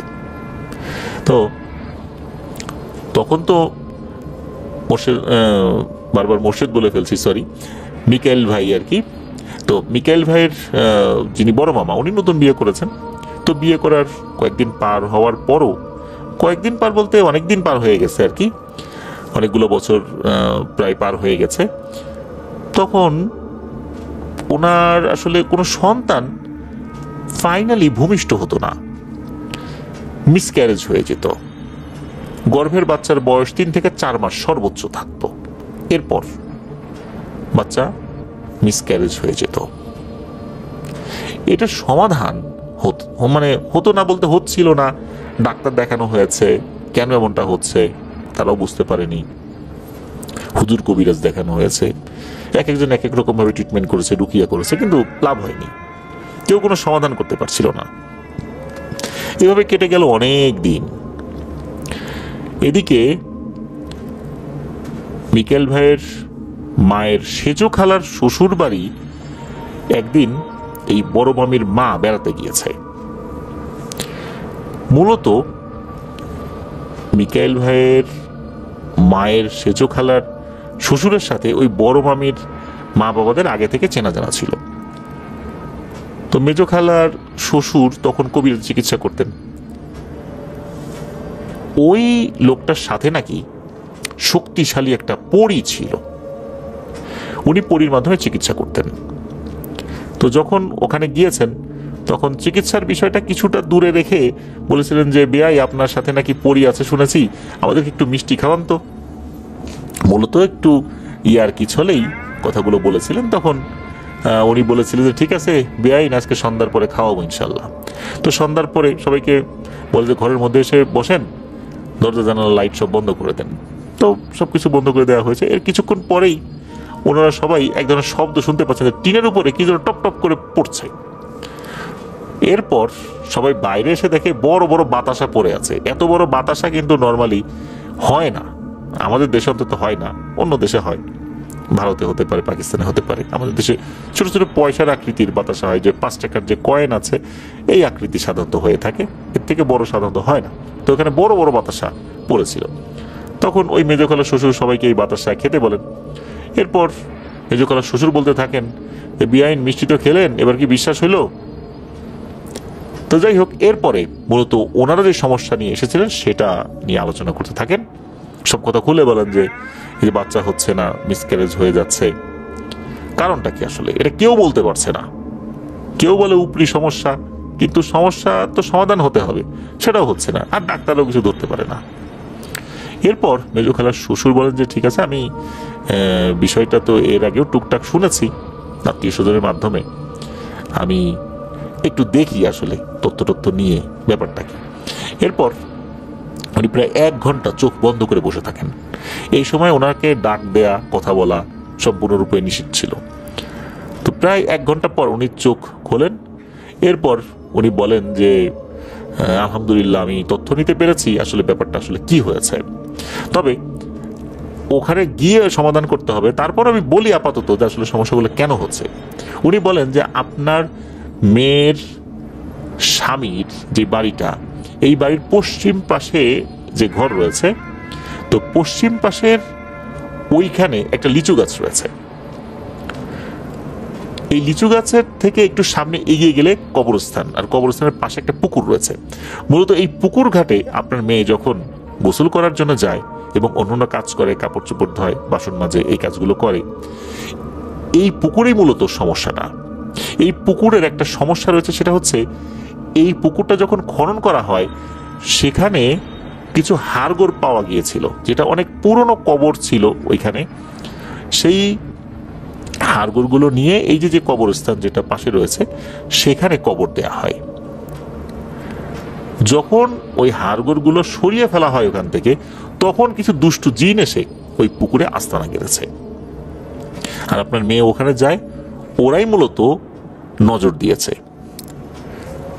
সন্তান পেটে আসার পর ওরা মূলত এদেরকে খেয়ে ফেলে। এর একটা ব্যবস্থা করতেই হবে। আগামী শুক্রবার ইনশাল্লাহ আমি সেখানে যাব, গিয়ে সমাধান করে আসব। ঠিকই উনি শুক্রবার চলে আসেন। তো ওই বাড়িতে এসে পুকুরটার চারপাশে 2 থেকে 3 বার উনি চক্কর দিলেন এবং রুকিয়া করতে শুরু করলেন। এরপর উনি হাতে করে একটি পানির বোতল নিয়ে এসেছিলেন। এটা মূলত জমজম কূপের পানি, যেটা ওই পরী রুকিয়া করে দিয়েছিল, অর্থাৎ ঝাড়ফুঁক করে দিয়েছিল। ওই পানিটা উনি পুকুরের চারপাশে ছিটিয়ে দিয়েছিলেন। তারপর বড় মামা ওই বাড়িটা বন্ধ করে দিয়েছিলেন। এরপর কিছু আমল দিয়ে গিয়েছিলেন। আর উনি চলে যাওয়ার আগে বলে গিয়েছিলেন যে এখানে খুব বেশি কষ্ট করতে হয় নাই, কারণ তার শক্তিশালী ওই পরী এই পুকুরের কাছে আসার পরেই ওই যে দুষ্ট জিনগুলো এখানে আস্তানা গেড়েছিল সেগুলো এখান থেকে পালিয়ে যায়। আর পরীটা বলে দিয়ে যায় যে ভবিষ্যতে এর আশেপাশে যদি তোদেরকে দেখি তাহলে তোদের পরিণতি খুব খারাপ হবে। এই জন্য কোনো ধরনের যুদ্ধ করা ছাড়াই ওই জিনগুলো ওখান থেকে পালিয়ে যায়। তবে কোনো জায়গায় যদি কোনো জিন থেকে থাকে, ওরা যদি ওখান থেকে চলেও যায়, ওরা ওই জায়গায় আবার ফেরত আসতে পারে, কারণ জিনেরা যদি কোথাও থাকে সেখানে তাদের একটা আকর্ষণ সৃষ্টি হয়, ওরা ওই আকর্ষণেই বারবার ফেরত আসে। এই জন্যই মূলত এখানে জমজম কূপের পানি, রুকিয়া করা পানি ছিটিয়ে দেওয়া হয়েছে আর বাড়িটাও বন্ধ করে দেওয়া হয়েছে। খুব সহজেই এই জটিল সমস্যার সমাধানটা আল্লাহর রহমতে হয়ে যায়। পরবর্তীতে কিন্তু এই মামির সন্তানাদি হয়, দুটো ছেলে হয়েছে, একজনের নাম কামাল আর একজনের নাম মুজাহিদ। এই যে মুজাহিদ যিনি, উনি কিন্তু হাফেজ হয়েছেন, মাওলানা হয়েছেন, যশোর জেলার একটি নাম করা মাদ্রাসায় উনি বর্তমানে শিক্ষকতা করছেন। প্রিয় লিসেনার্স, এবার আমরা চলে আসব একদম শেষ ঘটনায়। 4টি ছোট ঘটনা তো শেয়ার করেছি, এবার পঞ্চম ঘটনার মাধ্যম দিয়ে শেষ করব। এখন যে ঘটনাটি শেয়ার করব, এই ঘটনাটি ঘটে ওনার মায়ের মামাতো বোনের সঙ্গে তার শ্বশুরবাড়িতে। ওনার মামাতো বোনের বিয়ে হয় তুলারামপুর এক গ্রামে, বেশ অবস্থাশালী এক পরিবারে। তো ওই বাড়িতে গোয়ালে অনেকগুলো করেছে, প্রায় 12টা দুধেল গাই ছিল। আর তাছাড়া উনি বেশ সম্পদশালীও ছিলেন ওই গ্রামে। তো মামাতো বোনের যিনি স্বামী, অর্থাৎ এই মিকাইল ভাইয়ের মায়ের দুলা ভাই, উনি একদিন তাদের ঘরের পাশে থাকা আগের আমলের বেশ বড় একটা তেঁতুল গাছ, এই তেঁতুল গাছটা কাটার সিদ্ধান্ত নিয়েছেন। কারণ হচ্ছে ওই তেঁতুল গাছটা কেটে ওইখানে আরেকটি গোয়াল ঘর বানাবেন। তো যেই ভাবে সেই কাজ, আর বেশ ধনী মানুষ ছিলেন ওনারা, যে চিন্তা ভাবনা মাথায় আসতো, টাকা পয়সার জন্য সেটা আটকে থাকতো না, সাথে সাথে সেটা করে ফেলতেন। গাছ কাটার লোক নিয়ে আসেন, তেঁতুল গাছ কাটা শুরু করে দেন, করাত দিয়ে কাটা শুরু হলো। তখন সবাই এক অদ্ভুত এবং ভয়ঙ্কর ঘটনার সাক্ষী হলো। তেঁতুল গাছটি করাত দিয়ে কেটে এক পাশ থেকে ওই পাশ করাত চলে গেছে, মানে এই পাশ থেকে ওই পাশ চলে গেছে, তেঁতুল গাছ কাটা শেষ। কিন্তু তেঁতুল গাছটি ডানে বায়ে সামনে পিছনে কোথাও পড়ছে না, স্টিল দাঁড়িয়ে আছে, অথচ গাছটি পুরোপুরি কাটা হয়ে গেছে। তখন এই অবস্থা দেখে উপস্থিত লোকজন সবাই ভয় পেয়ে যায়। আসলে তেঁতুল গাছ কাটার সিদ্ধান্তটা হঠাৎ করেই হয়েছে, সকালবেলা হয়েছে, সাথে সাথে লোক নিয়ে আসা হয়েছে, কাটা শুরু হয়েছে। অনেক সময় দেখা যায় যে সিদ্ধান্ত হয়েছে, রাতের বেলা কেউ স্বপ্নে দেখেছে এই গাছটা কাটিস না, এটা সেটা, কিন্তু ব্যাপারটা মানে হঠাৎ করেই হয়ে গেছে সবকিছু। এরপর লোকজন তো ভয় পেয়ে যায়, একজন হুজুরকে ডেকে নিয়ে আসা হয়। তখন হুজুর এসে বলেন যে আপনারা তো বিশাল একটা ভুল কাজ করে ফেলছেন, এর খেসারত তো আপনাদেরকে দিতেই হবে। যাই হোক, এখন যেটা করা যায় সেই পদক্ষেপটাই নিচ্ছি। হুজুর বলেন যে সবাই এখানে দোয়ার জন্য বসে পড়েন। তো সবাই সেখানে দোয়ার জন্য বসে পড়ে, হুজুর সেখানে দোয়া করেন। এরপরই নাকি গাছটা মাটিতে পড়ে যায়।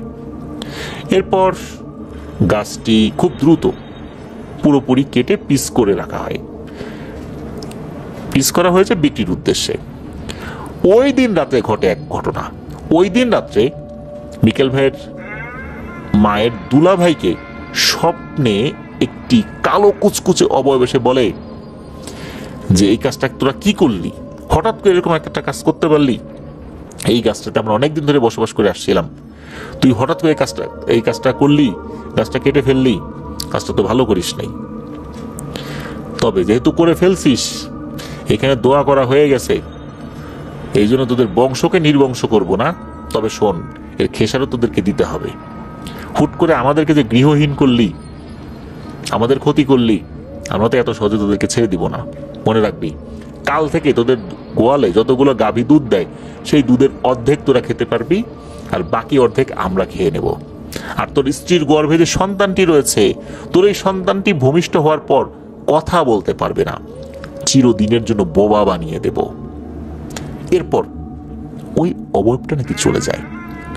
স্বপ্ন দেখার পর দুলাভাই এক পর্যায়ে আফসোস করে যে কি করলাম, হুট করে সিদ্ধান্ত নিলাম সকালবেলা উঠে, গাছটাও কেটে ফেললাম এত দ্রুত, কি করলাম। উনি খুব অনুশোচনা করতে থাকে। ওই সময় কিন্তু ওনার স্ত্রীর পেটে সন্তান ছিল, 3 মাসের সন্তান সম্ভবা ছিলেন ওনার স্ত্রী। পরবর্তীতে সেই তেঁতুল গাছটি ট্রলারে করে শহরে নিতে থাকে দুলাভাই। মাঝ নদী যখন ওনারা পার হবেন তখন ঘটে এক ভয়ঙ্কর ঘটনা। ট্রলারের উপরে থাকা তেঁতুল গাছ যেগুলো রয়েছে ওই যে পিস পিস করে কাটা, ট্রলার সমেত কোনো কারণ ছাড়াই ওই তেঁতুল গাছ পানিতে ডুবে যায়। ট্রলারে যেই লোকগুলো ছিল তারা নদীতে ঝাঁপিয়ে পড়ে। আল্লাহর অশেষ রহমতে কোনো প্রাণহানি হয় নাই, তবে ট্রলার সহ সেই তেঁতুল গাছটি পানিতে ডুবে যায়। গাছটি পানিতে মানে ভেসেও ওঠে নাই, ট্রলার সমেত ডুবে গিয়েছিল একদমই। ওই গাছটি আর কেউ ব্যবহার করতে পারে নাই।